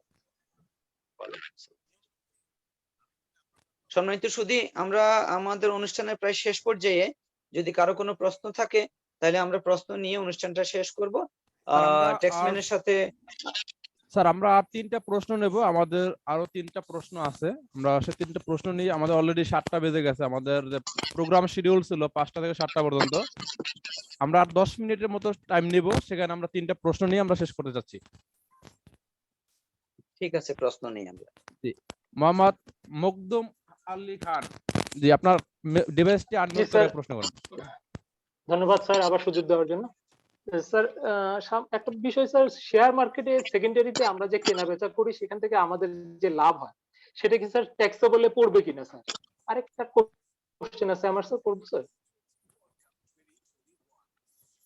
স্যার সেকেন্ড কোশ্চেনটা হচ্ছে যে হাজবেন্ড ওয়াইফকে, ভাই বোন এবং বাবা মাকে যে বাবা মা ছেলে মেয়েকে যে ডোনেশনটা করে, এখানে কি কোনো স্যার নির্দিষ্ট সীমা আছে নাকি এখানে ট্যাক্সেবলে পড়ে কিনা ডোনেশনটা? এটা এই দুটো কোশ্চেন স্যার।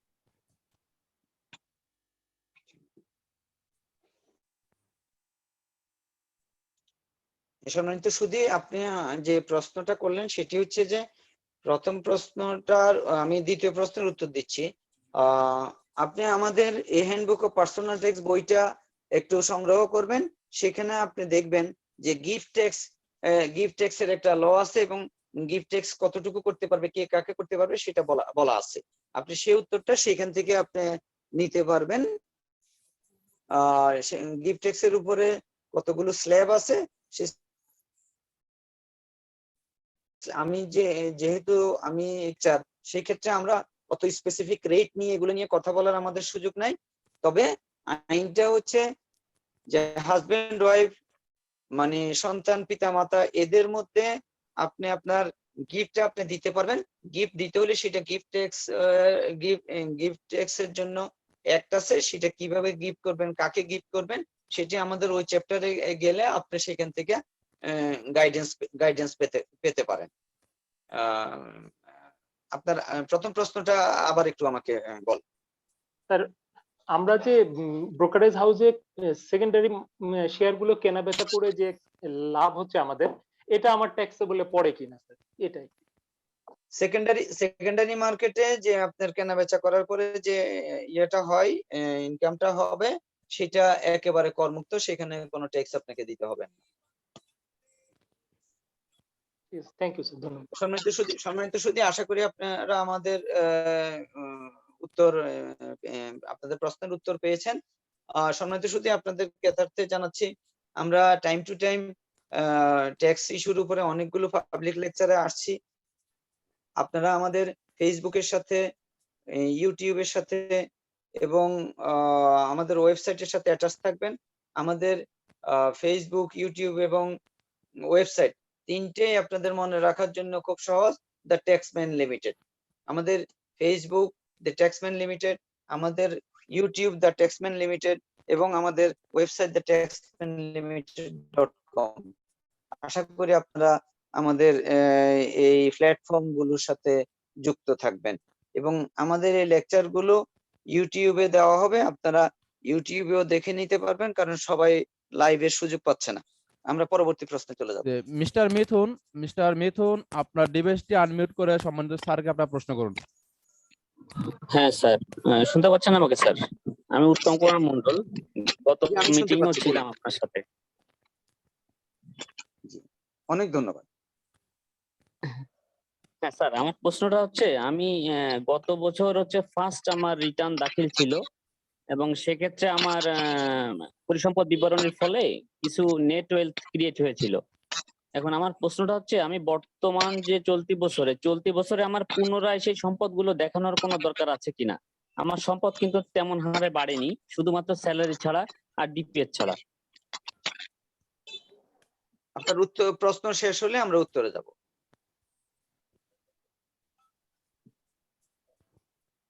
জি, সম্মানিত সুধী, আপনি বলছেন যে আপনার সম্পদ, পরিসম্পদ এগুলোর কথা, এটি একটি কিউমুলেটিভ জিনিস, অর্থাৎ গত বছর আপনার যে সম্পদটা ছিল এই বছর সেই সম্পদটা যদি 1 টাকাও না বাড়ে, তাহলে আপনাকে আইটি 10B ওই ফর্মে আপনাকে এটা প্রতি বছর দেখিয়ে যেতে হবে।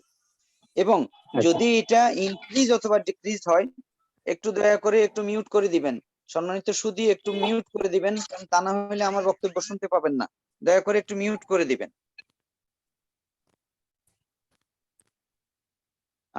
আপনি যদি পরিসম্পদ সম্পদ 30শে জুন 2020 তারিখে আপনার যে সম্পদটা ছিল সেই সম্পদটা যদি এই বছর জুলাই 2020 থেকে জুন 2021 পর্যন্ত এই সময়ের মধ্যে যদি আপনার সম্পদ বাড়ে অথবা কমে, তাহলে সেটি অ্যাড ব্যাক করে আপনাকে 30শে জুন 2021 তারিখে আপনার সম্পদের যে পজিশন সেই পজিশনটা আপনাকে দেখাতে হবে।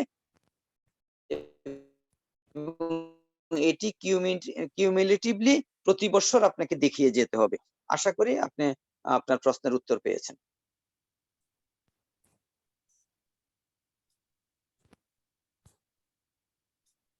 আমরা পরবর্তী প্রশ্নে যেতে চাই। আরস সরকার, মিস্টার আরস সরকার আপনার প্রশ্নটি করবেন। মিস্টার আরস সরকার। আসসালামু আলাইকুম স্যার। আসসালামু আলাইকুম স্যার, আমার প্রশ্নটা হলো, আমাকে শোনা যাচ্ছে? জি, শুনতে পাচ্ছি, প্লিজ বলেন। জি, আমার প্রশ্নটা হলো, কারো স্যালারি ইনকাম যদি নন ট্যাক্সেবল অ্যামাউন্ট হয় এবং তার যদি আদার্স ইনকাম অর্থাৎ ইন্টারেস্ট অন সঞ্চয়পত্রে যদি মানে এই পরিমাণ ইনকাম থাকে যার কারণে তার ইনকামটা ট্যাক্সেবল ইনকাম হয়ে যাবে, সেক্ষেত্রে তার ট্যাক্সটা কিভাবে নিরূপণ হবে? স্যার, যদি এক্সাম্পল দিই এরকম ভাবে যে তার জি, প্রশ্ন শেষ করলে আমরা উত্তর দিব। আপনার যদি প্রশ্ন থাকে তাহলে এক্সপ্লেইন করতে জাস্ট আমি পারেন। একটু ফিগারে স্যার বলছি যে স্যালারি ইনকাম তার হলো 2,75,000 ট্যাক্সেবল স্যালারি ইনকাম, আর ইন্টারেস্ট অন সঞ্চয়পত্র আছে 26,000, তো টোটাল হলো 3,01,000। এক্ষেত্রে তার ট্যাক্সটা কত হবে? দেখেন, সঞ্চয়পত্রের ইনকামটা আমরা এইভাবে বললে হবে না, সেখানে টিডিএস আছে কিনা, সেখানে জি স্যার, সেটা টিডিএস 82 1300 টাকা সিতে কাটা পড়ে আছে। কিনা। আপনি এখন আর কথা বললে বুঝতে পারবেন না, আমি একটু উত্তর দিয়ে যাই, তারপরে আবার সাপ্লিমেন্টারি প্রশ্নে আসবো। একটু মিউট হয়ে যান কাইন্ডলি। এখানে আপনি দেখেন, আপনি যেভাবে বলছেন যে স্যালারি ইনকামটা আপনি সরলভাবে করতে পারবেন, কিন্তু যখন সঞ্চয়পত্র বলবেন সেখানে প্রশ্ন আসবে যে এটা 82C তে পড়ে কিনা। 82C বললে এক রকমের ক্যালকুলেশন, 82C তে যদি না পড়ে ভিন্ন রকমের ক্যালকুলেশন। সেখানে টিডিএস আছে কিনা, টিডিএস যদি থাকে তাহলে সেই টিডিএস কনসিডারেশনে আসতে হবে। তো এই ক্ষেত্রে সরল হচ্ছে যে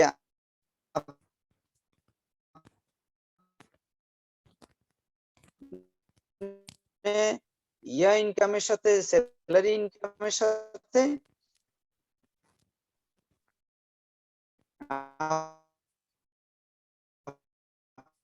আপনার এই আপনার সঞ্চয়পত্রের যে আপনার as usually আপনি সেই ট্যাক্সটা পে করবেন।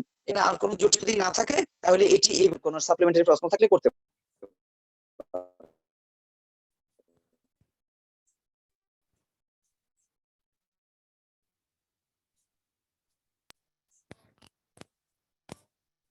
হয়েছে ট্যাক্সম্যান অ্যাডমিন আলামিন সাহেব, আপনার আর মিস্টার কেউ আরশ, প্রশ্ন আপনার থাকলে কোনো প্রশ্ন। প্রশ্ন আছে? মিস্টার আরশ সরকার, আপনার কোনো প্রশ্ন আছে? ওকে, নাই। আমরা নেক্সট প্রশ্ন যাচ্ছি আব্দুল্লাহ আল মাহমুদ। আব্দুল্লাহ আল মাহমুদ, আপনার ডিভাইসটি আনমিউট করে আপনি প্রশ্ন করবেন।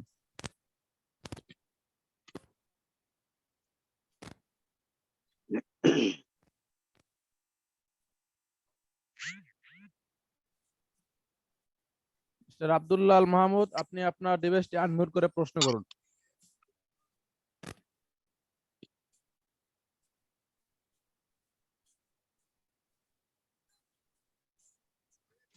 সম্মানিত সুধী, আমরা টাইম টু টাইম পাবলিক লেকচারের জন্য নোটিফাই করি। আমাদের 3টি প্ল্যাটফর্ম আছে, এই 3টি প্ল্যাটফর্মের সাথে আপনারা যুক্ত থাকবেন। যুক্ত না থাকলে আমরা আপনাদেরকে প্রত্যেকটি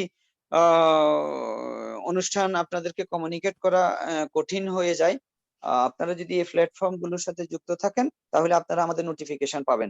এই অনুষ্ঠান আপনারা ইউটিউবে আপনারা শুনতে পাবেন। আমাদের ওয়েবসাইটেও আপনারা বিভিন্ন তথ্য আপনারা পাবেন। আশা করি আপনারা আমাদের ইউটিউব, ওয়েবসাইট এবং ফেসবুকের সাথে অ্যাটাচ থাকবেন। সম্মানিত সুধী, যদি আর কোনো প্রশ্ন না থাকে তাহলে আমাদের নির্ধারিত সময় 7টা, এর মধ্যে আমরা শেষ করতে চাই। যদি আর কোনো প্রশ্ন থাকে তাহলে অ্যাডমিন প্রশ্ন নিয়ে শেষ করবে, আর তা না হলে আমরা শেষ করতে চাই। সম্মানিত স্যার, আমরা আর কারো প্রশ্ন দেখছি না, অলরেডি আমরা 10 মিনিটস গ্রেস করে ফেলছি। সম্মানিত সুধী, আপনাদের কারো প্রশ্ন থাকলে প্রশ্ন করতে পারেন। মিস্টার আব্দুল্লাহ আল মাহমুদ, আপনাকে আপনার ডিভাইসটি আনমিউট করা আছে, বাট আপনার সাউন্ড শোনা যাচ্ছে না। মিস্টার আব্দুল্লাহ আল মাহমুদ, আপনার সাউন্ড আমরা শুনতে পাচ্ছি না।